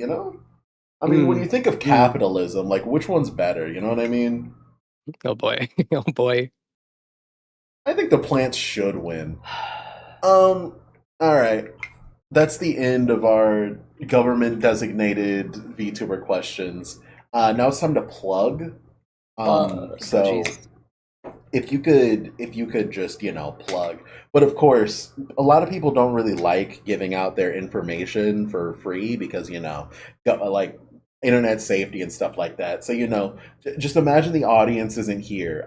So for me, what's your X the Everything app? What's that one? Where can I find you there? I don't have an X. I have a Twitter though. It's Speef with 6 E's. Sorry, I counted. Very based. Sorry, can you spell that? It's Speef with 6 E's. Hold on, I'll just put these links. I think I could just copy paste these. Speef with 6 E's on Twitter.com. I found you. Twitter.com. You do have a Blue Sky. I have a Blue Sky. All my branding's a little off. It's a Speef's plural on Blue Sky. Blue Sky is Speef's plural, of course. Yeah. What's your TikTok? I have a TikTok that's Speef with 4 E's. 4 E's, of course. Yeah. Kind of like Exodia the Forbidden One. Yeah, kind of a branding nightmare. Kind of a Tex-Mex fusion. Yeah. You have a YouTube? Oh my god, I didn't know that. I do. I haven't posted much on it, but the latest thing I posted was boyfriend ASMR. Yep. Boyfriend takes you to Costco and gets run over in the parking lot. Yep. Are we allowed to play that on stream? Sure, if you want to. All right, I'm just stalking you. I mean, following you on all of your socials. Mm-hmm. Oh, I'm already following you on Blue Sky. Oh, really? I think it was when we got recommended by Zeltius. Makes sense. To be fair, I don't really check my Blue Sky off that often nowadays. Well, listen, Blue Sky is where it's happening, all right? They just recently decided that the people who run the website should actually do things, and it turns out they don't want to do things. So, things are popping off. Oh, geez. It's great. I don't know. As much as I hate to say it, Blue Sky doesn't have the sauce in the same way that Twitter did. Blue Sky has been getting taken over by just corporates and bots and entities, the whole thing that we were trying to avoid. Yeah. Let's play the boyfriend ASMR. Oh boy. Hey, thanks for coming to Costco with me. I love running errands with you. Did you have fun? We stopped to get every sample you saw. All that shopping got me pretty hungry. We'll go back to the food court once we put our groceries away. Can you help me put that stuff in the trunk? Thank you so much.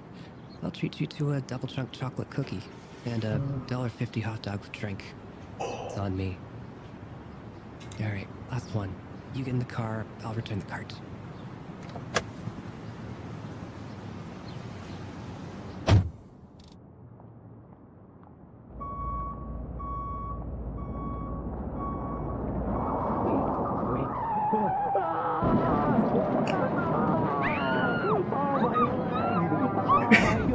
Why are you laughing? A man just died in front of you! Oh god, if there was one more truck, I don't think I would have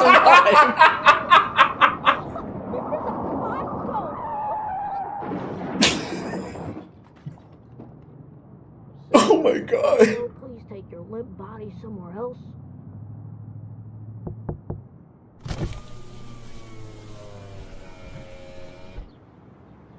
Oh, so sorry about him. He gets 5 big booms from me. Boom! Boom! Boom! Boom! Boom! Damn, got the 5 big booms and everything. Oh, that was based. Thank you for gracing us with that. That was another part of the April Fool's special as well. Yeah. You get all this and more if you just follow Speef on everything. That's all I'm saying. Oh, God. All right. Was there anything else? Yes, absolutely. Speef, as you heard, we have a section for questions asked by the interviewees. Would you like to add a question to the list? Yeah, sure. Let me think about this. Musume, uma musume. Oh, this is a good one. What's something you wish more people knew about you? What's something you wish people More people knew about you. What's something? Hey, by the way, Speef, what's something you wish people knew about you? Oh, oh gosh, I got counterspelled. I was not ready for this. I got, I don't know. I'm pretty proud of like my uh, sense of professionalism and organization. People have told me that they really enjoy the planning I put in to collabs I set up. I have a whole like organized itinerary every time I send out stuff for collabs. I'm the friend who, whenever the group chat is like fantasizing about going on a road trip, I'm the one who's like in the Google Sheets making the timetables and stuff. I'm that friend. So that's the kind of person I am. You're the planner. You're the friend slot Yep. provider. Yeah. Okay, well, don't put. I can't have you putting that on me. Oh no. Not everything has to be slop. Someone has to fill the trough, and thank God Speef is here. Oh no. Very The kind slop soul. facilitator. Brother, may I have some oats? All right. And is there any questions you would like to ask us? Let's see. Oh, what's everyone's favorite songs, or what have you been listening to lately? I love, as you can guess, I love musicals. So Nice. I just kind of listen to Epic the Musical whenever I'm down. But if I'm feeling up and I'm feeling goaded, I'll listen to some geekcore rap, or I'll listen to electro Ooh. swing. Electro swing, like Caravan Palace? Oh, absolutely, like Caravan Palace. Yeah. So Okay, I okay. think my favorite is Pavrov Stellar. Oh God. Oh, I said that so wrong. He's the April be Showers familiar. guy. Oh, I didn't know the name of the person behind that. Okay. I like a lot of nerdcore. Nerdcore. So Nate Wants to Battle, JT Music.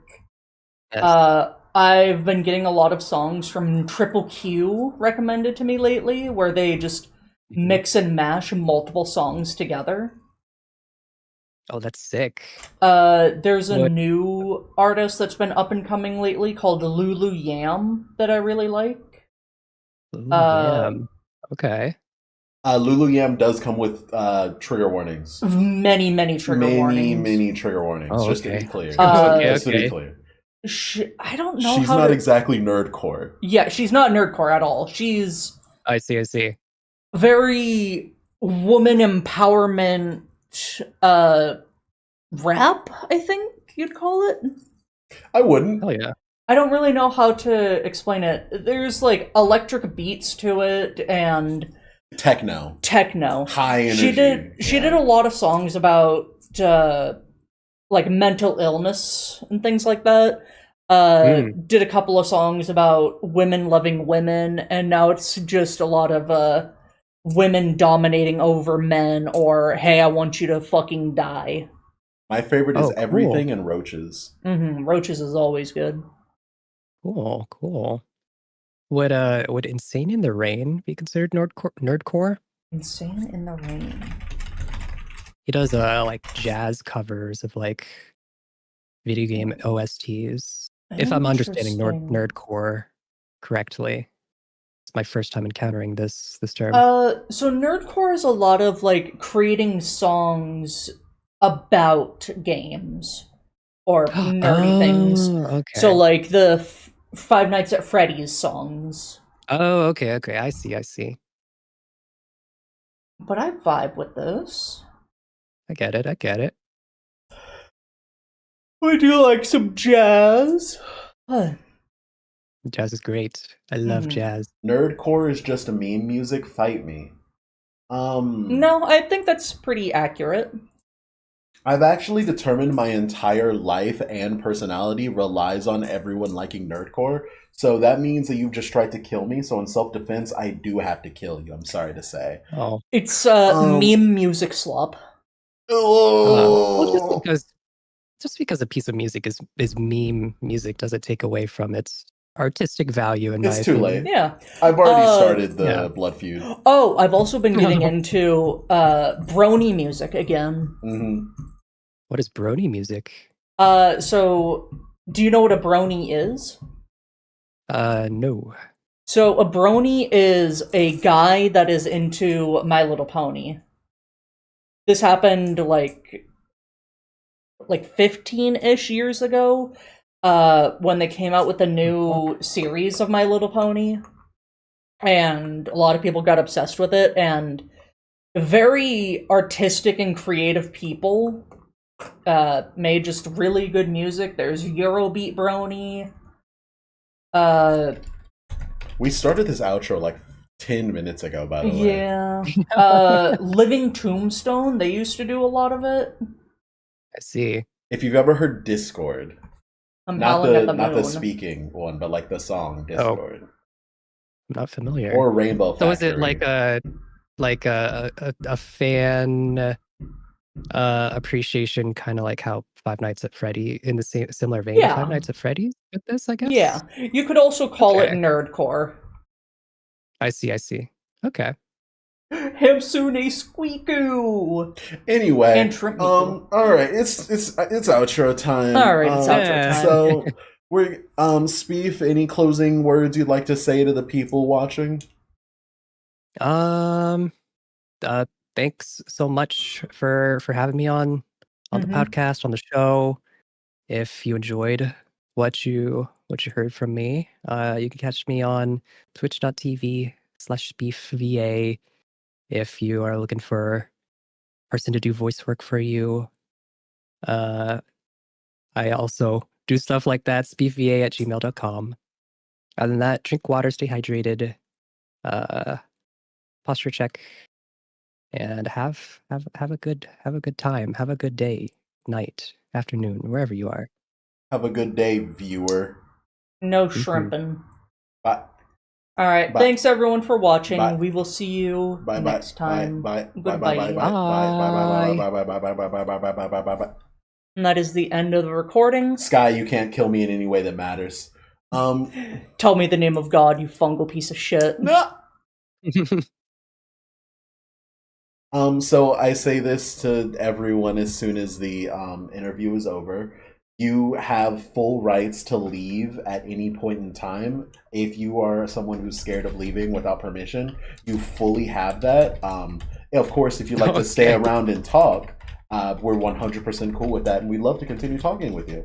It's just, I want to make sure this is as comfortable and as like conscious a choice as possible, that you are deciding to stay here rather than feeling like you're stuck here, if you do feel that way. That's very kind of you. Yeah. I've got time tonight to talk, and this is our first times meeting, so I'm willing to. I'm interested in chatting a little bit, getting to know each other a little bit. Yeah, absolutely. Just so you know, I don't exist. If that helps you in any way. That's true. What do you mean? Not exist. As like a content creator?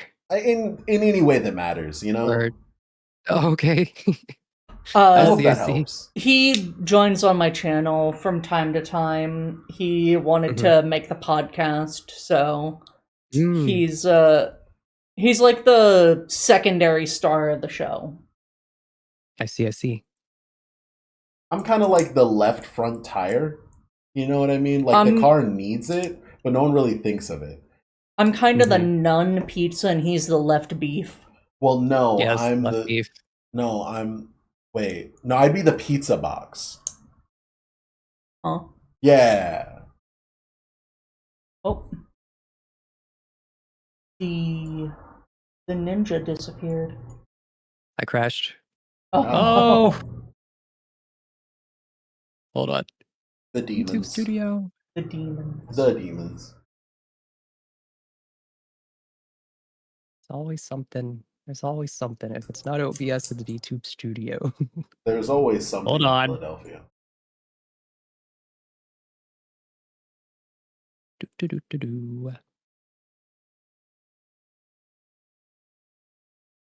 Does the same link work? Hopefully.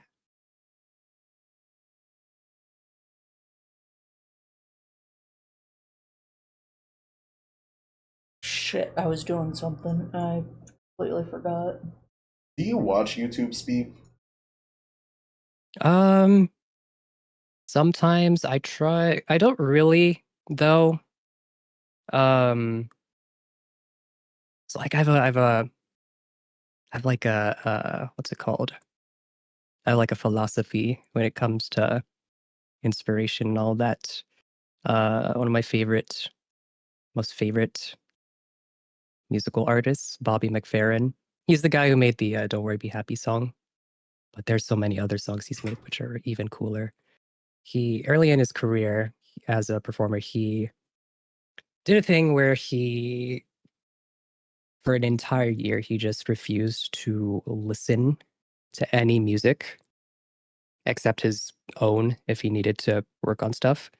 And he wanted to do that so that he knew that anything he created within that time span was entirely in his mind of his own creation, so to speak. And I really love that philosophy. So I try to balance consumption with creation as much as I can so that I can you know take pride in knowing that the stuff that I create is as much of me as possible, you know? Have you considered the I fact dabble a little that bit. as you exist as a human, every thought and inclination you have comes from a sort of like hive mind that is created by the concept of enough people reaching sentience on the same planet that really there is no independent thought? We are merely one vessel for which the human consciousness resides in, thus meaning that there is no way for you to have an original thought because someone else somewhere is also experiencing that same node of humanity that you are, because now that the world has become so populated that there's not enough nodes in the world, so effectively there's no way to be original or unique in that way. I think about that a lot too. I think that's what makes it so cool. That as if you think about it, yeah, there are truly no original thoughts. But I think in the striving to make it happen, I think that's enough for me to be satisfied with it, you know? Would you consider that to be a guilty gear strive or a different kind of strive? I don't know what this feels like a bit. I What feel like is I'm being wrong set up with you? for for a punchline or something. I was born. I think that's where it all went Oh wrong. no. Oh no. I was born with too many bits. Oh, I see. He just says things sometimes. Yeah. He doesn't think about the consequences of his actions. What's a consequence? Mm-hmm. I just Get kind of that, do though, I things get and that. stuff happens. That's the way I experience life as well most of the time. Yeah. That's I don't know. I sometimes when I tell people about this philosophy, they're like, that is absolutely batshit insane. Some people are like, oh, that's interesting. Yeah, It's kind of Sisyphusian, is what I'll give you. it is. It is. And I you know what? Both hands up. I totally a sucker for the Sisyphusian nature of this mindset, but I think as long as I feel, I don't know, it makes me feel like I'm in as much control of my creative philosophy and To output. to push the metaphor as far as it can go, as long as your goal isn't to push that boulder up the hill, and instead it's to look as good as possible by doing the stuff required to push the boulder up the hill, then it perfectly makes sense. But if your goal is to get that boulder up the hill, seek help. Mhm. Exactly. Seek help. Yeah. I'm gonna go to the bathroom real quick. Y'all keep yapping. Stay safe. Don't fall Alrighty. in. Drive safe. Give me. Ah, yeah, true. Mm-hmm. So I think we might have talked about this earlier in passing, but don't take this the wrong way. But are you guys millennials? I am 1999, so I am the latest or earliest Gen Z possible. She's a millennial. Oh, I see. Okay. You? What do you mean by If you're that? comfortable with it at all? I'm a 2001 Gen Z. Ah, Yeah. Gen Z started in 1997.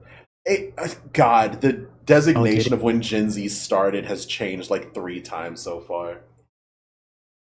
That sounds about right. I think I've heard that before. Individuals born between 1997 and 2012.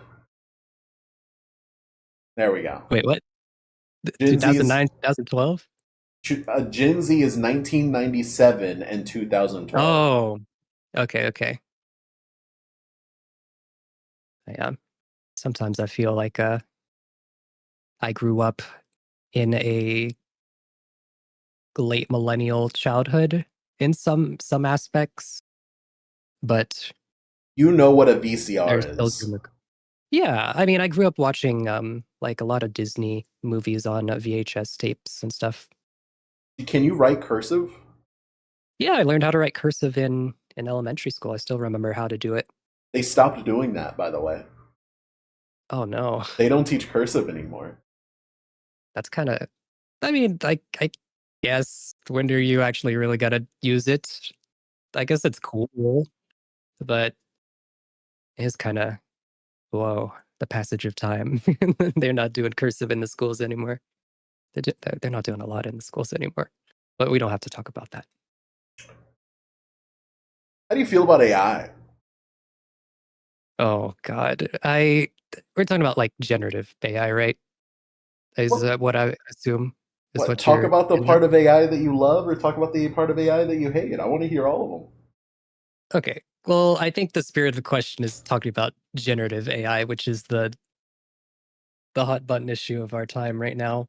Absolutely no place for it in the human experience as it currently exists in its current form. Uh, AI, when AI should be, automating the boring stuff so we could have more time to do the fun human stuff, like making art and doing music, and somehow we've got it all backwards. We've got it making the like so-called art and other human expression, while we're still saddled with even more boring stuff. We've something's gone wrong. Something's gone very wrong. We are in the bad timeline. There's no The place for it. the concept of AI taking work and that being a good thing requires us to throw away capitalism in its entirety, because capitalism is taking over a lot of those smaller, more quote unquote menial jobs. And instead of that meaning that those things shouldn't provide value to a family, what it now means is, oh, you in the marketplace of ideas and workforce are now worthless, and thus you deserve the bad things that are going to happen to you. Mm. It's good. It's eh, it's entrenched in the whole economics of things, of course. But my steadfast belief is in terms of uh creating stuff. There's absolutely no place for it in creative human expression, and think I do think differently about people who choose to engage in that kind of thing. Okay, but what if it's really funny? Like, you use All right. TikTok. So Okay. Have you seen the Glass Bridge AI videos? Yes, the Glass Bridge AI videos are all the rage right now. It's so People so believe weird. those Why are is this? real. There's a subset of No. people that believe those are real. Well, that I'd believe it if those people were like, you're talking about like like If they people were on Facebook, intelligent. I guess. Yeah, like that sounds like something. You know, the olds on Facebook would be like, "Look at this. This is real." Mm-hmm. There are 30-year-olds who believe this is real. That's so whack. There are That's people so who whack. have power that believe this is real. Yeah, We have to stop very raising very whack. canes. Raising Cane's Wait, has Raising gotten too Cane's? popular, too powerful. Like the chicken strips? There's Mhm. Raising so Cane's? many layers of meme that have to be unraveled in order to make we have to stop raising cane. Do you Yeah. think that's the fault Wait. of creating comparison on social media, at least in part? Babe?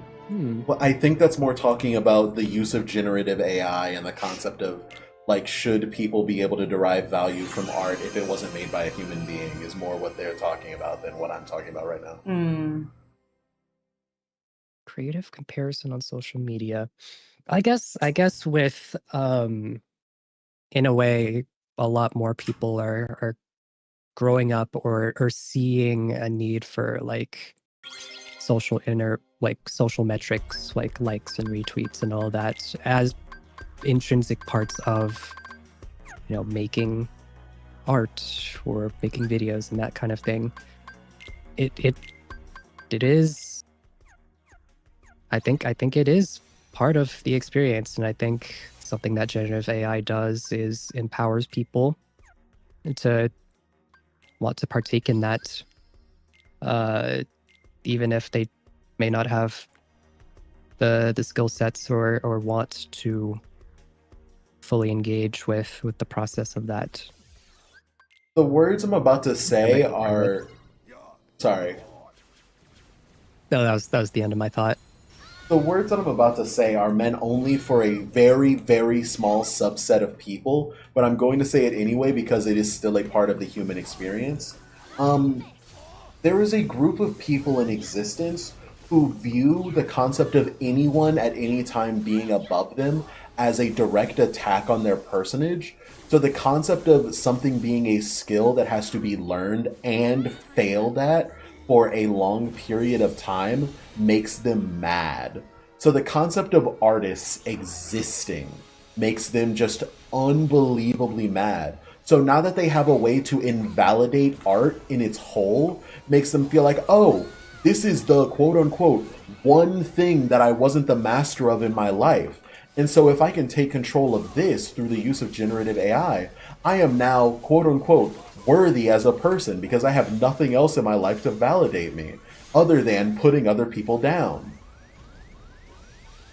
Yeah, and like the gut reaction is to like be bad at those people and be like, come on, what's your issue? Go get therapy, sort yourself out. That's obviously a personal issue, but I choose to see that also as like they're victims of like the Late stage capitalism, creative yeah. economy, the creative economy that we've set up for ourselves, where we have to in a way commodify the pieces of human expression that we create, or at least most of the pieces of human expression that we see are in some way commodified.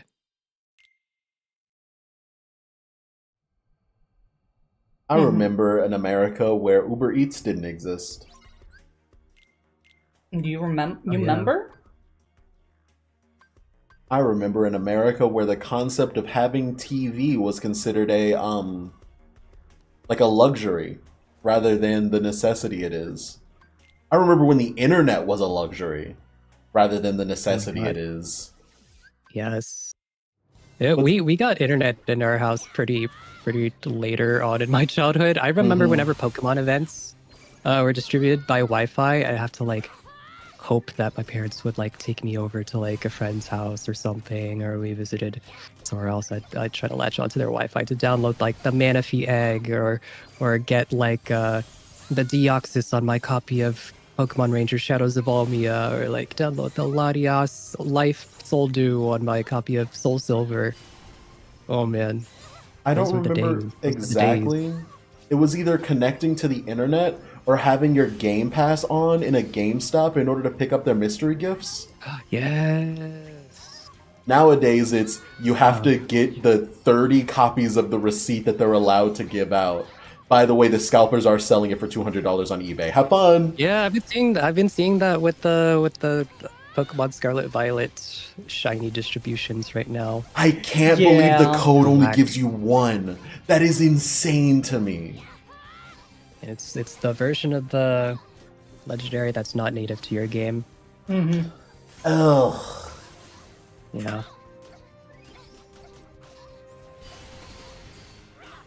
That's why I'm into Digimon. Ah, I've never really been into Digimon. I've heard it's cool though. As a lifelong Pokemon enjoyer, I never really got to know much about Digimon. As a lifelong Pokemon hater, Digimon Time Stranger is pretty good. Oh. Why are you a Pokemon hater? I think Game Freak as a company is one of the most lazy companies in existence. Everything that they do, for some reason, has to be tied to the Pokemon IP, thus meaning that the Pokemon IP also gets a lot of the downgrading because of Game Freak. Anytime the Pokemon, brand is given to another company who actually quote-unquote gives a shit, the games turn out amazing. Pokemon Coliseum, one of the greatest things I've ever watched. Pokemon Snap, absolutely amazing. The Pokemon card game before capitalism came into it. Just like these amazing expressions of art versus what Game Freak gives us of, sludge.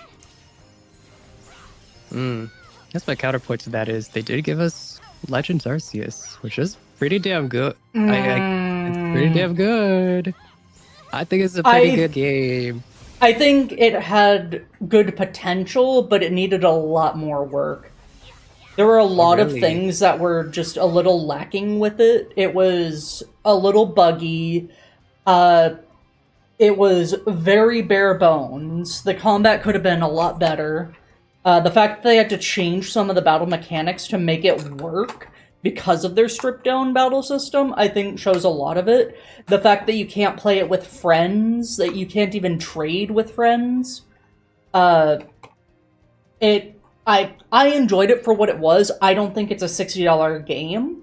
I think it needed a bit more work. And Roaring That's a fair Moon thing. exists. That's Scarlet and Violet. What was the Pokemon in Arceus that everyone had to reset their game if they didn't get the right IVs? You're thinking of Blood That's Moon Ursaluna, Blood Moon and that was Ursaluna. also in Scarlet and Yeah. Violet. What? Yeah. What was in Honestly, Arceus? it's like every one of them, to be honest. Yeah, I hate that so much. I wish that the competitive people in Pokemon got treated infinitely better than they do through those games. Well, but the thing is, they're making Pokemon champions. They're developing Pokemon champions. Which will Yeah, help and I make am that very into excited for something- Pokemon Champions. I'm genuinely excited about it. When they announced that, I think I was reacting to the Pokemon Direct that morning. I was going off. I was making all these predictions. It's like, this is going to be the future of competitive Pokemon. And I think it's smart of them to make a platform to localize most of the future of their competitive scene, because as they release more games and more Pokemon get added to the national decks and stuff, they need more.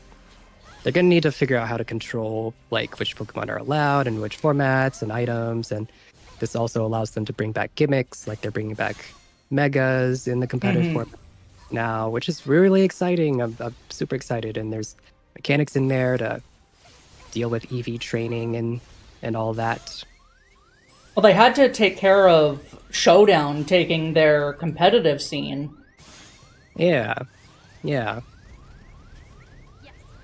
I fully I think believe Showdown exists still more as like just like a silly little side game because it has its own metas and stuff, and like the official Pokemon VGC has its own metas and formats and stuff too.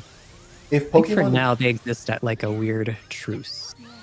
if Yeah. Pokemon Showdown didn't exist, creating a competitive team in order to do the testing required to make sure if these are the correct EVs and IVs would add, I want to say, hundreds of hours cumulatively to stuff. And there's also the fact of, for the new Pokemon thing that you guys are talking about, the concept of being excited about something before it comes out anymore is beaten out of me heavily. So I fully believe that it has the opportunity to do a lot of the good things that you guys are talking about, but I want to give it a month of it being out before I even consider that it could be good, is how I view it. Of course. Fair and valid. Yeah. I still hold criticality in my heart for this. I mean, I it's definitely a hard time to be a Pokemon fan. I of all people definitely know this, but I still I hold whimsy and hope in my heart, but I'm still able to be critical of it at the same time. I don't know if you'll get this reference, but I don't hear the bells of the Polar Express anymore. Oh, I love the Polar Express. It's my favorite Christmas season movie. I Polar watch it Express every is year. great. I love it.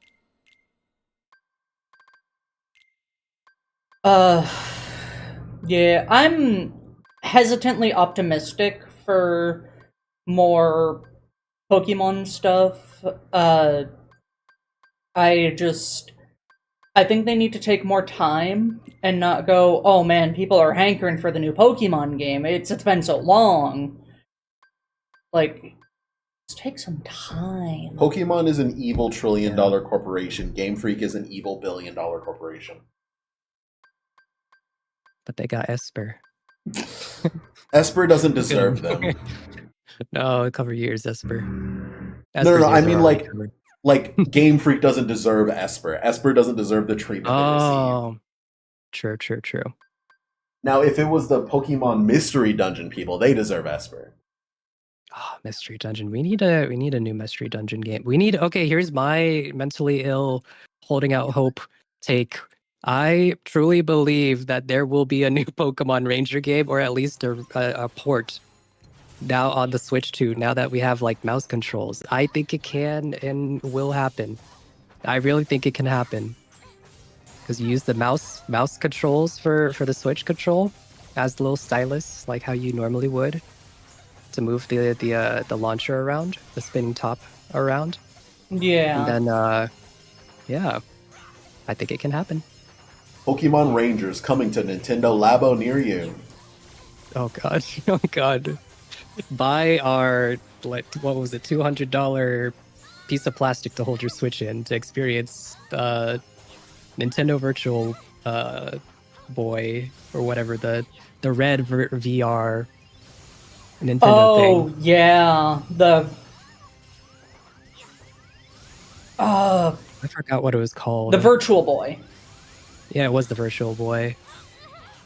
Pokemon Rangers remastered, $80 on the Switch 2. Oh,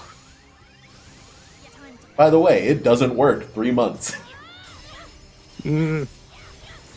only available with Nintendo Switch Online. Yeah!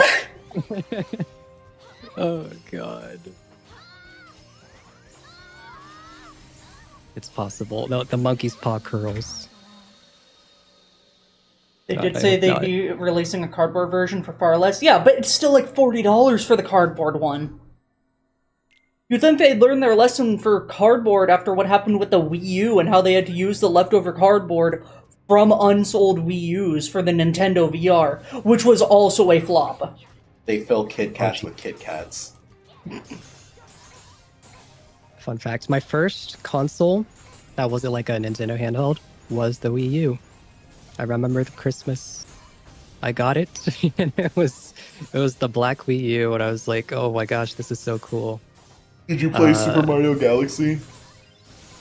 I've never played Super Mario Galaxy. Galaxy was on the Wii, Oh. but you could It's on play the it on the Wii. Wii U. Yeah, it's definitely Wii U compatible. I played some like pretty eclectic titles on that thing. I played Splinter Cell Blacklist on it. Tom Oh, Clancy's Splinter Cell Blacklist. That was a good one. I also played Assassin's Creed 3 on it as well. how you feeling about Assassin's Creed? Have you seen any of the recent games?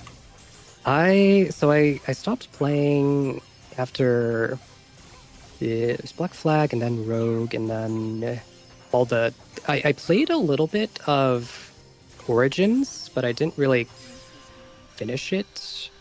I don't mind the RPG-ness of it. Or oh god, the RPG aspects of it.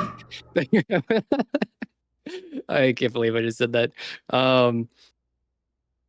But I played Assassin's Creed Shadows, and I was really having a fun time. It's definitely Ubi slop. Don't get me wrong. Ubi sludge. Don't get me wrong.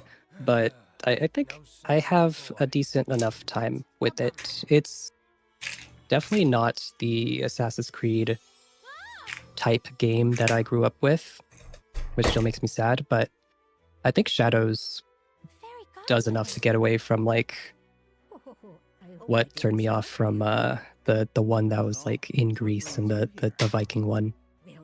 I think I The played the Omega RPG aspects.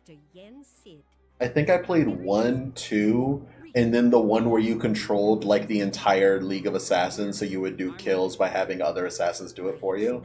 And I loved those to death. Those were the best parkour games I ever played in my life. And now looking at it and seeing levels and health bars and stealth assassinations don't insta kill anymore, and you have equipment. You really have to equip gear. You have boss battles. And that's all I remember. Which I at first I was like, oh gosh. But I think the combat feeling in Shadows at least feels fun enough to make that digestible for me. I'm talking about the Egyptian one. Oh, Origins. Origins, yeah. Yeah. That's the one that very made, RPG-ish.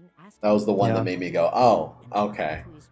I used to like watching these games. Yeah, I had the same feeling. I was like, I don't know if I can really comprehend an Assassin's Creed with more RPG mechanics. Yeah. I enjoyed Assassin's Creed Black Flag, but after I played Kingdom Hearts 3 and I did the Pirates of the Caribbean world, they just did the boat system way better. What a hyper-specific caveat. I've never played Kingdom Hearts 3. Oh, it's good. I love me some Kingdom Hearts 3. You'll never guess what's behind you on the screen right now. Is it Kingdom Hearts 3? How'd you know? Oh, wow, okay. You know, I've only played a part of Kingdom Hearts 1, and I played Kingdom Hearts Chain of Memories, the one with cards on the GBA. Yeah, that one was ass, but I loved it. I know, I love it so much. I know people hate it because of its weird system, but I love it to death. I love it. I love Chain of Memories. Yeah. I really enjoyed it when I was a kid. I don't know if I could play it now, but... Maybe with a more developed frontal cortex, maybe I should come back to it. Maybe I'll enjoy it more. Maybe. I mean, they do have the PS2 version that they ported to current gen. Ooh. And so it's like 3D, and it plays more akin to like Kingdom Hearts 1, but with the card battle system still. Ooh. I'd play it like how my brain was imagining it when I was playing it on my little Game Boy Advance. Yeah. I haven't played the PS2 version, but I should get around to it eventually. Yeah. Yeah. Well, y'all are asking me about the games I play. What kind of games do you guys play? I'm currently playing Digimon Time Strangers. Oh, nice. Is I've that the one that just came out? Yes. Yeah. Yeah, I've been seeing stuff about that. I've beaten all of the previous ones that are on computer, so... And on the Switch. I've been playing lots of Monster Hunter Wilds. Yes. I love me some Monster Hunter. I've been playing since the Wii game. Oh wow. Okay. Worlds was my first one. World or Wilds? A World. Okay. Yeah. I played World on the PS3, and I enjoyed it, but once the DLC came out, I felt like it was so slow for more stuff to come out. I didn't like how they, Mm, titrated it coming out. Like, you get a rank a month. How do you know that? Who are you? I see. I see. I'm Sora. Yeah. I'm gonna go I make a think bowl of I. cereal. There's something I have to ask. Oh hell yeah. Sora? Nothing like some night cereal. Sora? I played World, You know who I am? got into Iceborne way after like live updates for things. So I kind of just like If was you're able to here, progress through it at my then own this pace. can't be the real world. Yeah, once Which it I think had was nice. everything out and you could progress at your own pace, it was way better. Maybe you are real after all. What's up? Change the title to Yapping after interview. Are you Oh, okay. Oh,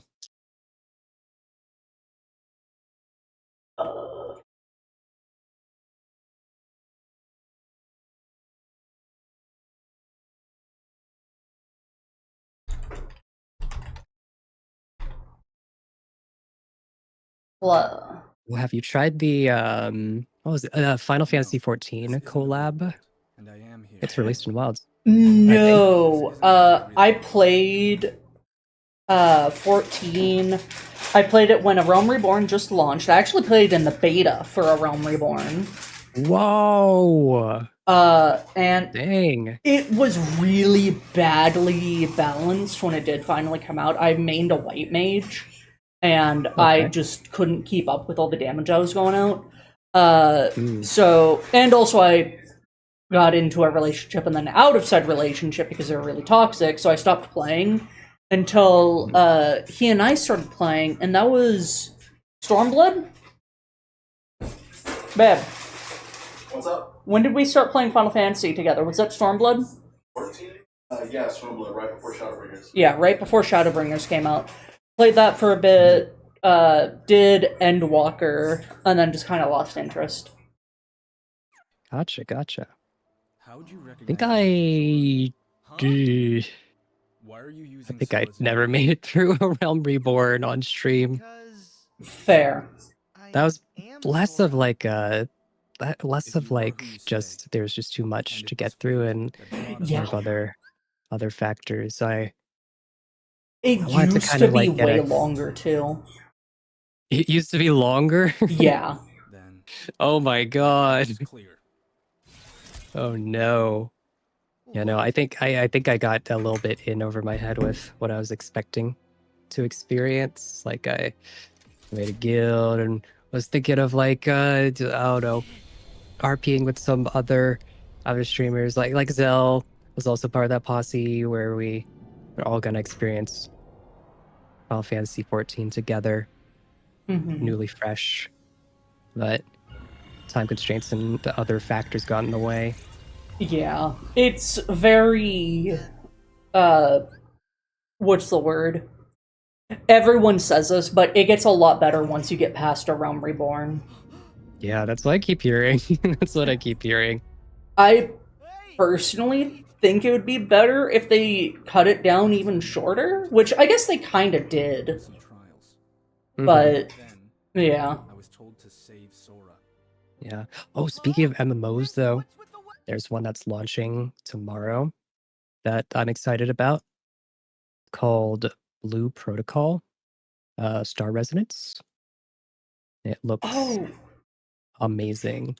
I think I've heard Like, of that one. yeah, it's like anime style, cel-shaded graphics, in an MMO form. Yeah. It looks really nice. So I'm gonna check that out tomorrow. I'm excited for that. Oh, he's kicking my ass. How could...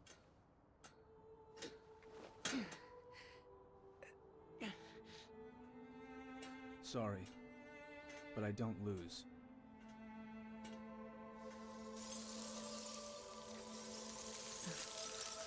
So what else have y'all been playing, or what's been in the heavy rotation?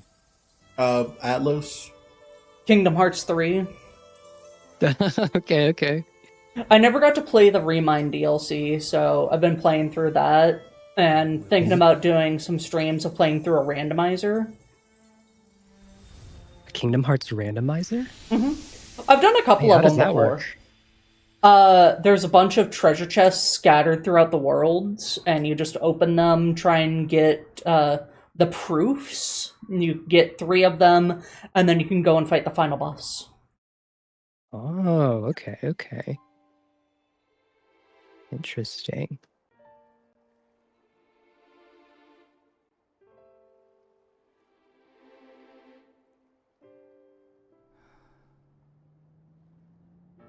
Yeah, I think I did some research recently about how to do the Pokemon randomizer. So I was thinking of maybe doing like a randomizer Nuzlocke with a friend for Pokemon X and Y before Legends Zog came out. That'd be fun. So I was looking into it. I was like, ooh, because I've never done a Nuzlocke before. So I Yeah. get too scared. I get too attached to my Pokemon. Nuzlocks are fun. Randomizers are great. It depends on how deep you go into the randomizer. I tried to do like randomizer crazy with a Nuzlocke where their stats are randomized, their types, and their abilities and their moves, and that was just Oh, way God. too much. That sounds like so much to keep track of. So I would say probably, like, I don't know how you plan to do it, but I would recommend probably just keep it to like randomized Pokemon and maybe randomized moves. Yeah, I think I'm just gonna keep it to like randomized Pokemon spawn locations and randomized spawn tables. Mm-hmm. I think I would mess with their moves or anything like that, or stats. But randomized teams would be cool too. For Yeah. NPC trainer fights. Yeah. Mm-hmm. Yeah, much to think about.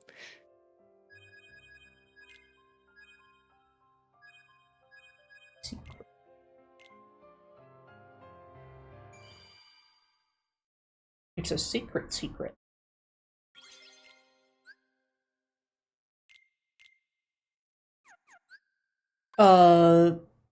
Have we been playing anything else? Not really for me. I've just been reading Digimon and then some chill games like Atlas. Atlas. What is Atlas? Yeah, babe, what's Atlas? It is a action RPG. How do I describe it? It's very reminiscent of old RPGs. I don't know if you've ever played the Dot Hack series. I think I've heard of them. It's pretty similar to that. You create your character, you can kind of go for whatever you want, but once you hit level 10, you choose between being a bandit, warrior, or a mage. Mm-hmm. And yeah, it's a little unforgiving at times. You have to get really good at the parry timings and spacing and things like that. It's also a furry game. It's tagged with sexual content on Steam, but it really isn't. There's just like exaggerated jiggle physics, but you can turn that off. There's really deep character customization. Am I looking at the right game? What I searched up Atlas and I was like, it looks like a pirate game. I don't think that's it. I don't think It's I'm on the right game. ATLYSS. Oh, YSS. Okay. Yeah. Let me look at this. Oh, this looks cute. Yeah. Oh, this looks so nostalgic. Mm-hmm. Reminds me of have y'all ever heard of Spiral Knights? Spiral Knights. It was like a free to play game on Steam in like the early 2010s. It was like It's kind of like Realm of the Mad God, but like in 3D. You got loot, Interesting. and it was very very cute. It looked a lot like this. Interesting. Yeah, this looks very cute. Yeah, it is very cute Your power is mine. and fun. Yeah. Just a very vibey game. Yeah, I'm a sucker for RPGs like this, ARPGs. It is very early access. Yeah. Oh, okay. Still receiving constant updates though. Oh yeah. It's a lot of like small updates, and then I believe they do like a big update once or twice a year. Mm.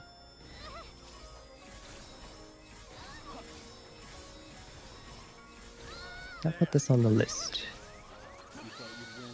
This looks cute. Mm-hmm. We really enjoy it. It's it is a really good single player game, but it is better when it's friend swapped. Yeah. When it's slopified. Yeah. Okay. You gotta get the Are there slop. like raids and stuff you can do with people? Mm-hmm. Yeah. Dungeons. Oh, okay. Yeah, I've been getting into like Path of Exile 2 again recently. He likes Path of Uh, Exile. No, I don't. Oh, really? He does. Oh, you Don't don't? let him lie to No. you. What? I can't stand Path of Exile. I don't know who to believe. The gearing system and the gems, I don't like it. And See, the that's leveling skill that's system. also what I hate about Path of Exile 1. But Path of Exile 2 has improved on all of that so much. I'm gonna be so real with I you. can't I wait thought for it Path to of come Exile out 2 for was free. just kind of a Power is mine. Oh no, they've changed a lot. So like the gear doesn't have like the like the RGB crystals and like skill gems and stuff. They don't drop like randomly now. There's just one item called like a gem, and then you just choose whichever skill you want it to be, and then you plop that into your like metaphorical skill equipment inventory, and then you just have that skill that you can put on any of your hotkeys. That's You don't have good. to mess around with playing Tetris with your gems and stuff anymore. Yeah. That was always the thing that kind of just grabbed me and said, no, I'm good. Yeah, the skill tree is still just as horrendous, though. That's kind of just has to be the hallmark of Path of Exile, though. I can't really get away with that. Get away with doing away with that. I would much rather bounce off of that game rather than them design it to cater to me, someone who's not really into their game, versus catering to the people who have already fallen in love with it. It's on. That's fair. That's fair. Yeah. As much of a Path of Exile 1 enjoyer, I'm really happy with what they've done with Path of Exile 2. I think it's still just as complex, if not more, in other ways. I haven't even reached like the end game yet. I've been taking it slow. Have you heard of Last Epoch? Oh yes, I love Last Epoch. I played a druid in Last Epoch. Ooh, nice. I was a swarm druid where I played the bug.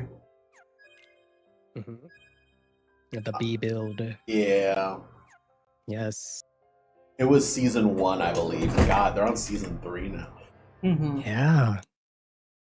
He played a I lot. played every class in Last Epoch. I love that game. I love what they're doing with that game. My favorite thing to do in these kind of AARPGs is pet classes and like druidic transformation classes. And that was the same class, which is Beastmaster and Druid. So I was like, oh, Yeah. okay, so I just have 2 naturalists and then level them up into their things. And that's just kind Yeah. of what I did. I tried the other classes, but I know what I like, so I just went for that. Yeah, that's fair. Mm-hmm. That's fair. Yeah, I love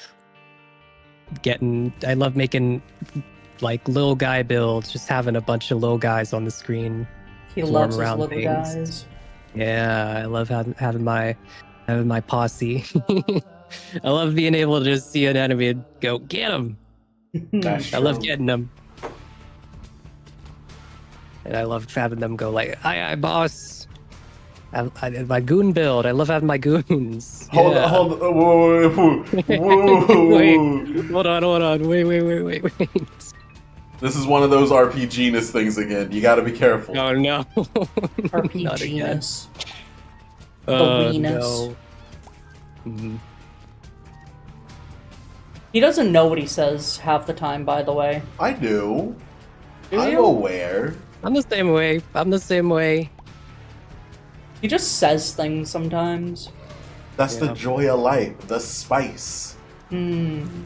Simply exerting my free will to its fullest extent. What's the point of it if I don't test it? I bought the whole free will. I'm going to use the whole free will. Oh, of course, Yeah. of course.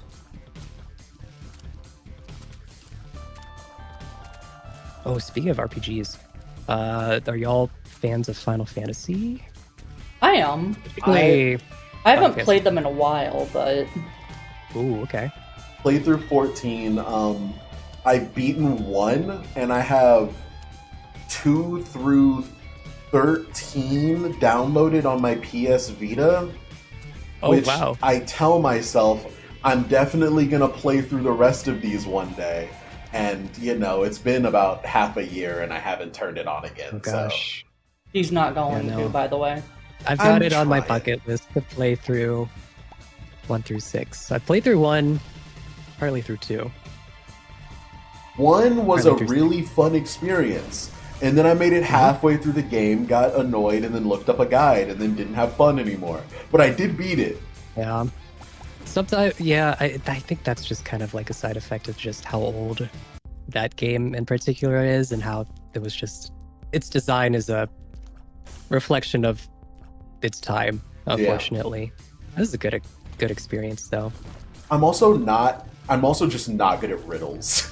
Like, I am Oh, horrible at riddles. So when every maybe word this explains spoken is the Legend of Zelda conundrum we've got Yeah. here.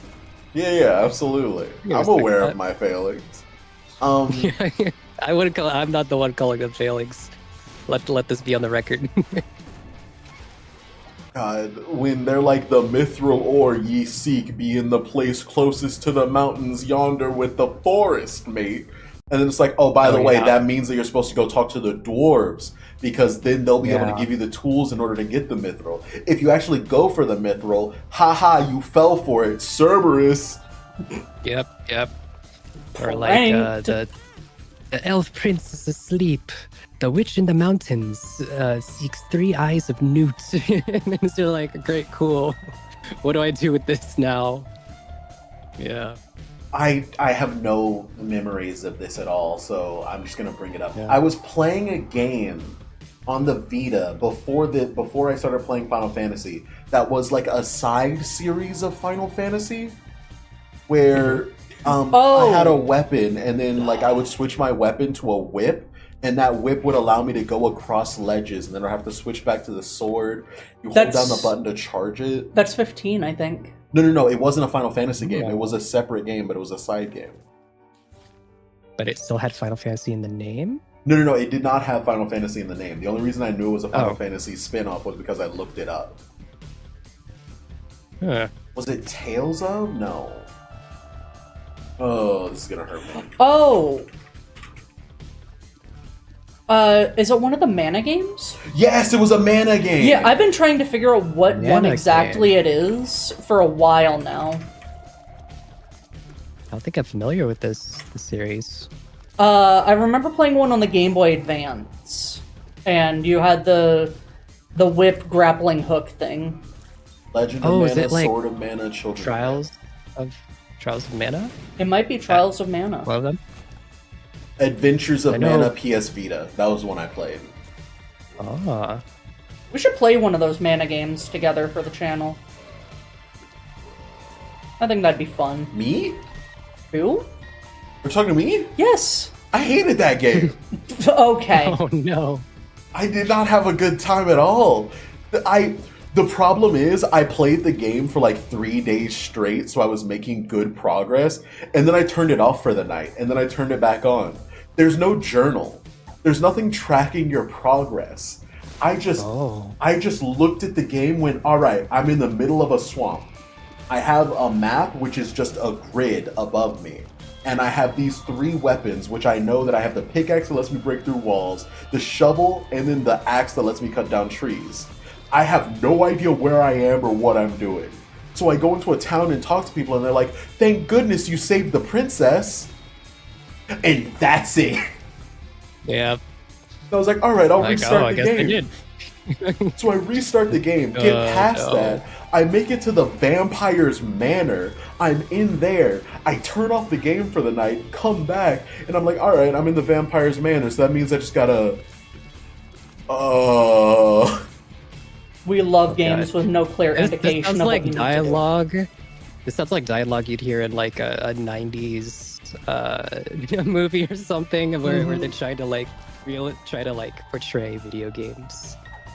Or like an episode of like CSI where like the killer is like a video game player or something.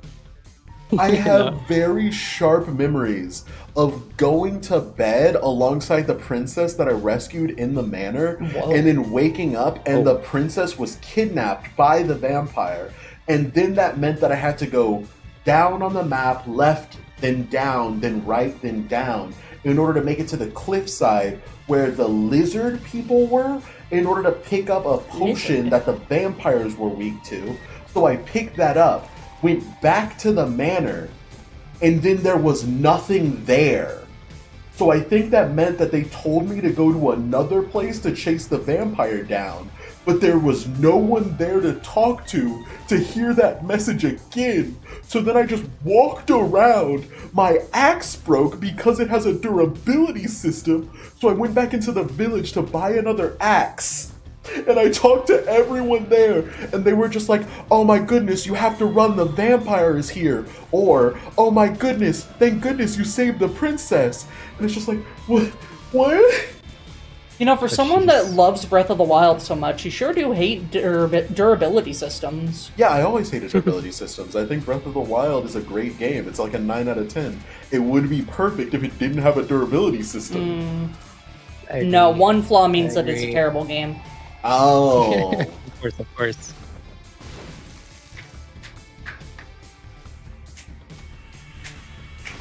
Oh, I think Breath of the Wild is pretty good. I mean, to be fair, I haven't beaten it. I've only beaten like 2 of the bosses, and that was back in 2020. I'm planning to revisit the game on stream and like play it with the Nintendo Switch 2 enhanced feel. Oh, the one that you have to spend $20 for? Yeah, don't forget to spend your $20. Oh yeah, Nintendo Switch Online. But yeah, Money. Excited for that. I think a lot of the other Zelda games have just as much merit. Like, I'm very fond of. What was the boat one? Not Wind Waker. The DS boat one. Phantom Hourglass. Oh, yeah. I That did one's a like good the one. boat. I like the DS one. That's a good one. Hello, Yeah. Close to Me TV. We're just yapping right now. Yeah. I am under attack right now by worms. That's Have you ever hilarious. played... I'm dead. Have you ever played Binding of Isaac? I have not, but I think I grew up watching YouTubers who did. Based. You know Sinvicta? I've heard the name. Yes. I know Sinvicta.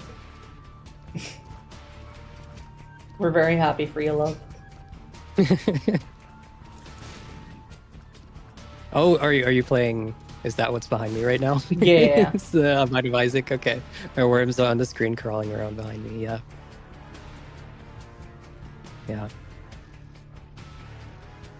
I never got into it. I think I own it in my Steam library though. I should give it a try. Binding of Isaac Online is a thing, so, you know, you can get... Well, there's multiplayer? Yeah, Yeah, they added it. Princess Swap, the Binding of Isaac. I spent like over 600 hours getting the true 100% with all of the DLCs and everything, which they Yeah. call 1,000,000%. Yeah, but you only got it on one save God. file is the issue. Don't diminish my accomplishments. I'm not diminishing it. I'm just saying if you Hey, want to as get opposed 100%. As opposed to what? How many other save files? 3. All 3. Oh. It took me like Oh my God. 680 hours. No, that's worth celebrating. hmm That's worth celebrating. I could not come close to that. I'm definitely not a completionist when it comes to games. I don't think I could ever stick to one game that much. Not even Pokemon. Fair. I mostly just wanted to prove that I could do it. Mm-hmm. But yeah, it was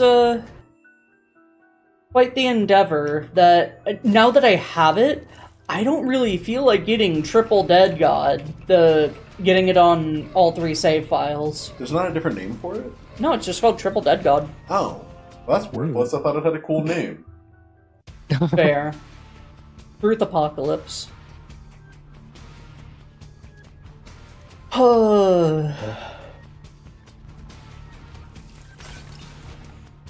But I have to make it through an entire run if I want the 100% on Steam again, since they added another achievement. Mm. Because they turned a mod into a baseline feature of the game. Mm. Creature feature. Featuring The creature. Featuring the creature. Yes. Bruh. Did I get introduced?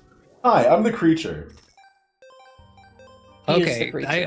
I was wondering. I was in my own head. I was like, oh my god, did I miss a social QTE? Did I just forget what to address you as? I think I forgot to introduce him. Yeah, I was just never introduced, which is the I call greatest you- thing ever.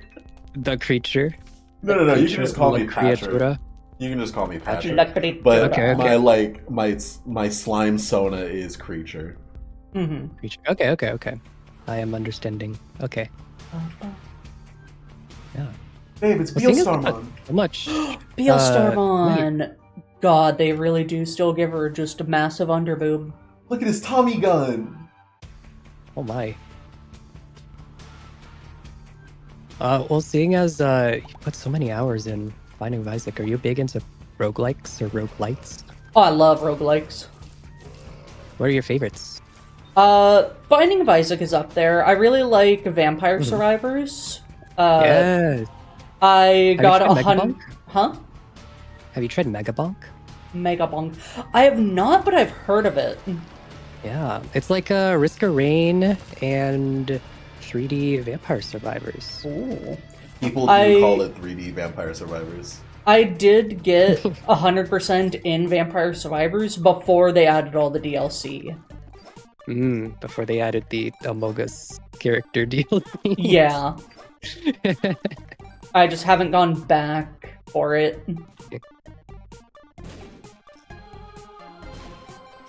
Apparently they're going to be adding multiplayer.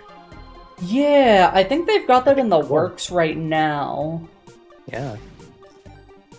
They announced that pretty recently. Yeah. I'm excited for it. I think it'd be a lot of fun. Mm-hmm. Gives me another excuse to come back to Vampire Survivors again. Mm-hmm. So you unlock... Did you unlock all the characters, aside from DLC? I think so. It's been a while since I've last touched it, though. Did you get Queen Sigma? Actually, that's not familiar to me, so probably not. Okay. She's... like... Oh god, how do you unlock her? The only character I didn't get was one of the hidden ones.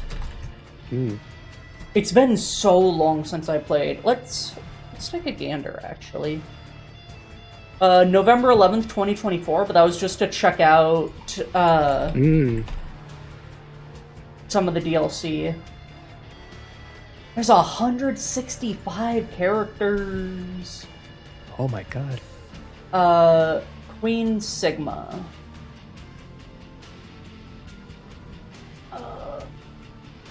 You complete all entries in the 1.0 collection, which only includes items available at the game's release and not part of any DLCs.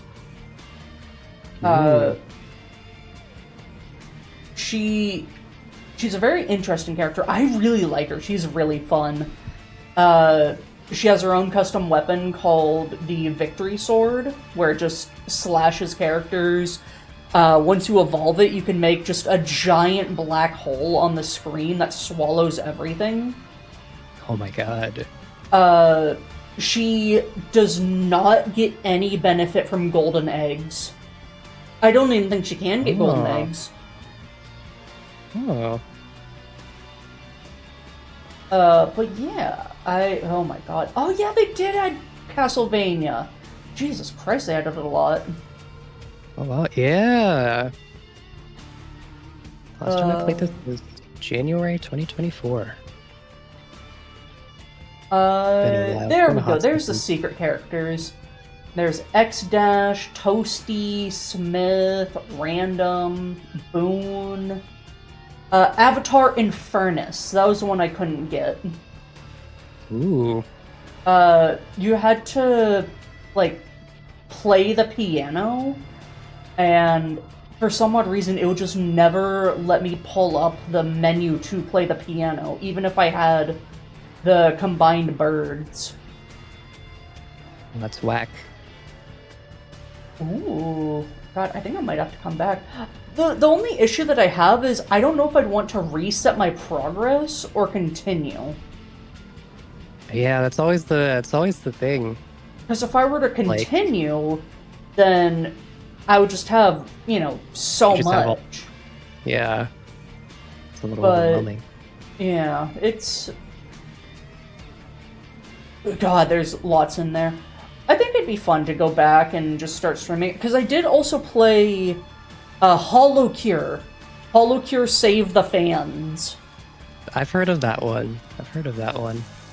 I played a lot of that. I got, I think, just shy of 100... No, I got 100%. The only thing I was missing was playing each of the characters until getting their whole, bestiary fully unlocked.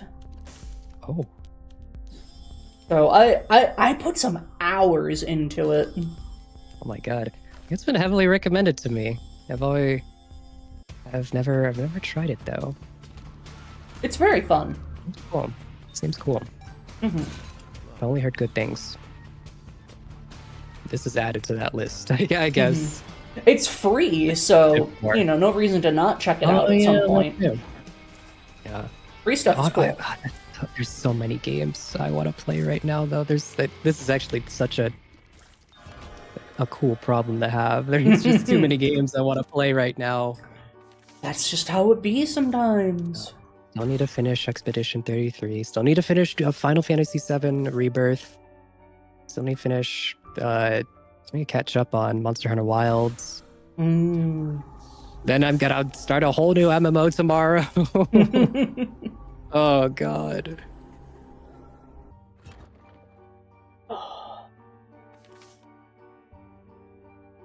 Yeah. Fun times. Mm-hmm. I think also if I were to play Vampire Survivors, I would want to buy all of the DLC, which each of them are only a couple dollars each? Yeah. Yeah.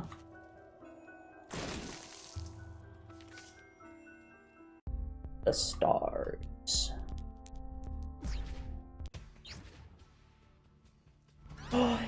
Candy heart. Oh, that doesn't do anything for me because I don't have hearts. Harley Quinn, you gave me cancer? Harley Quinn, you gave me cancer.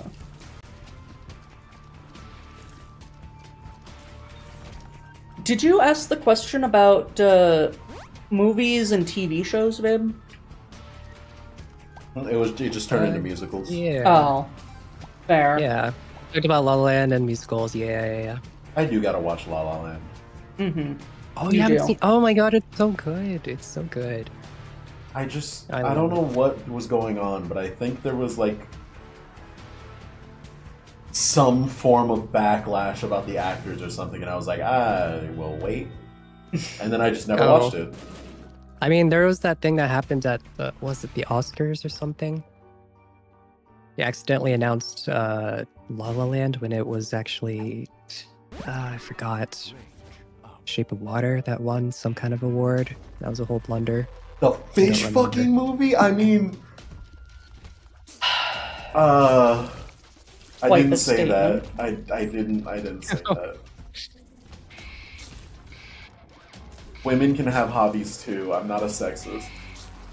Oh, the fish fucking. I remember you telling me about that. No, Okay. I would never do that. Of course, of course.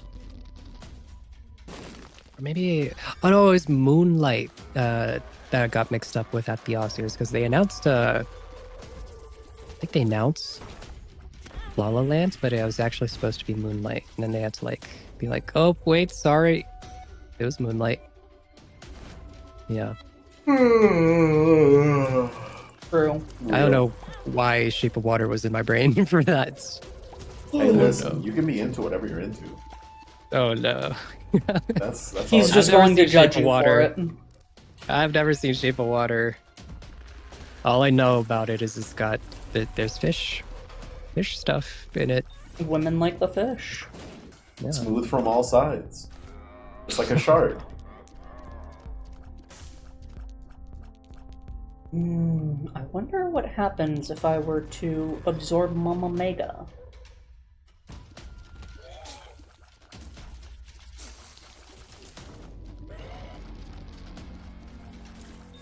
Yeah, you should absolutely watch La La Land.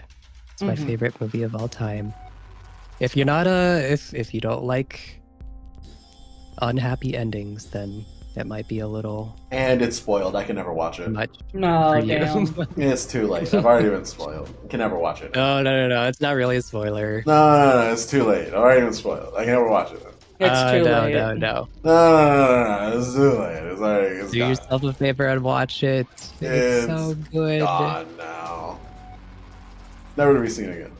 It's John now. Oh, the Book of Eli is free on YouTube, so we gotta watch that and we gotta watch La La Land. Of course, of course. Book of Eli. Yeah. I think you have to have YouTube Premium to watch the movies. Oh. He Something I do gets not have. special privilege YouTube Premium, or is it through your parents? It's for my parents. Oh, okay. I would never pay this company. I couldn't remember if it was like from college or from your parents. No, it's from my parents. See, I don't go to college. Well, you did. No. Life? Life. Mm. Oh, like the game of life. We gotta watch this movie, Pip. Of course, of course. You know Venom? Like from Spider-Man? Oh, is it like Venom Horse? No, it's nothing like Venom. Oh, Yeah. you'll never know what hit him. Venom. You'll never see it Venom. coming.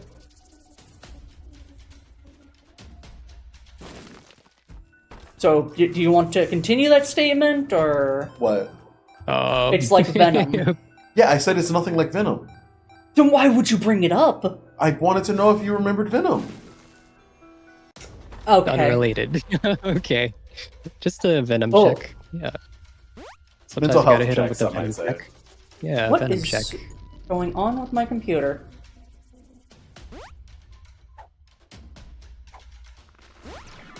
Perks.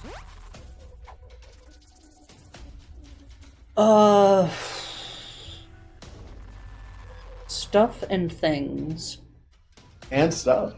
And stuff. A little bit and of things. Do you read Mr. Speed? Oh gosh. I unfortunately have not read literature in a while. I think the last bit of literature I've read was like academic related music school type stuff. It's been a while. I read 99% for pleasure, 1% for slop. Mm. He does read a lot of fan fiction. I read a lot of fan fiction. Oh, okay. I was about to ask what slop reading was. Fan fiction and manga. So if you go to one of those, I like, wouldn't call manga slop. That's for Oh. pleasure. Oh no, Fully he believe reads me. slop. it is slop. Oh, I read the stuff that if it were to get recreated in an anime, most people would go, "Why would I ever watch that?" I'm reading Okay. the stuff that's worse than reincarnated as a vending machine in another world. Like, these are the things that got crossed over for that one. The last one I read was a guy who gains the ability to have an infinite inventory space, and the sun is about to start exploding, so the world is going into an apocalypse. And let me tell you, he goes to every single store and like stores every piece of food in there. And the art they use to describe how people are so desperate for food is His aunt with big boobs. no, that was a different one. Oh, Yeah, my that was bad. a different one. Yeah, Right. yeah, that was a different one. That's the dragon tamer one, where the dragon turns into a woman. Of course. Yeah, of different course. one, different one. Oh, Silly me. Believe me, it's slop. okay. I see. I see. He reads As long as, slop. But let me tell you, those I like that it. 1 out of 100, that 1 out of 100 that makes you stay up from like 2 a.m. to 9 a.m. and you don't Oh, regret it because wow. it's some of the greatest reading you've ever done. Is that what happened What happened with what? when you had to take a nap the other day? Probably. Fair enough. I have genuinely Because found the some slop stories that zapped have your like strength. no. I have found some stories that have genuinely changed my life. Like they are Sometimes that you gotta good. dig through the slop. Then sometimes it's worth digging in the slop. Absolutely. Yeah, in the slop mines. Like I don't think I think today has been the most concentrated amount of times I've ever said the word slop. and you're welcome for that. Mm. Like, do you know Midoriya Izuku from My Hero Academia? Jesus Oh, Christ. Of course. And do you know Bane from Batman? Yes. What if Midoriya Izuku was Bane from Batman? Oh. Some of the greatest reading I've ever done. I'm being You think the completely darkness honest. is your ally, Yes, exactly. molded by it. Yes. You were born. Fuck. You merely adopted the forgot slop. I was I born really into adopted it. it. I was molded by it. Some of the greatest reading I've ever done. I broke the bat. Plus Ultra. I can't say it with the straight face. It's so cursed. The image in my mind.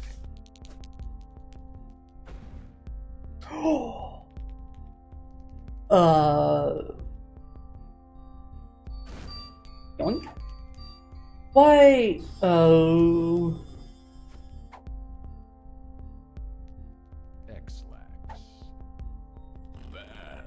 That wasn't even the one that I thought it was. Oh, I fucked up. Oh well.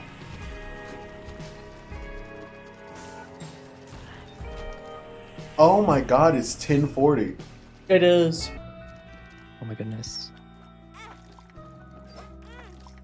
I want to go to bed.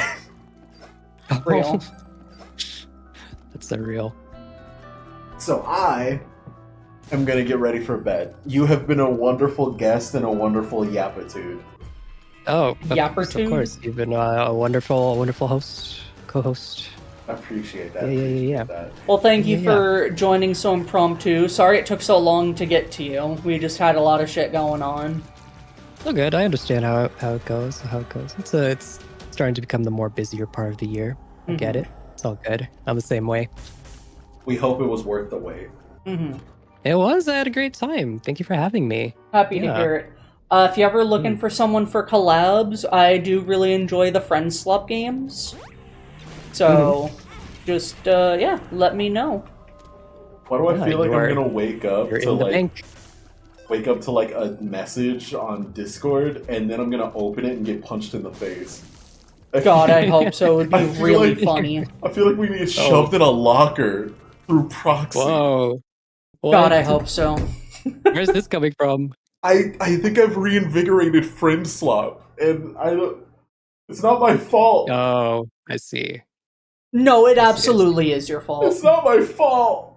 Friend stop parentheses positive. Yeah. All right, That's I'm raiding true. into Tony the Penguino. We're gonna hit him with the hashtag rat raid. Hashtag rat raid. Heck yeah. All right, well, thanks again for joining, Speef. I hope you have a wonderful night. Of course, and same to you. Mm-hmm. I don't eat beef, but I appreciate speef. I smell like beef. I can't talk.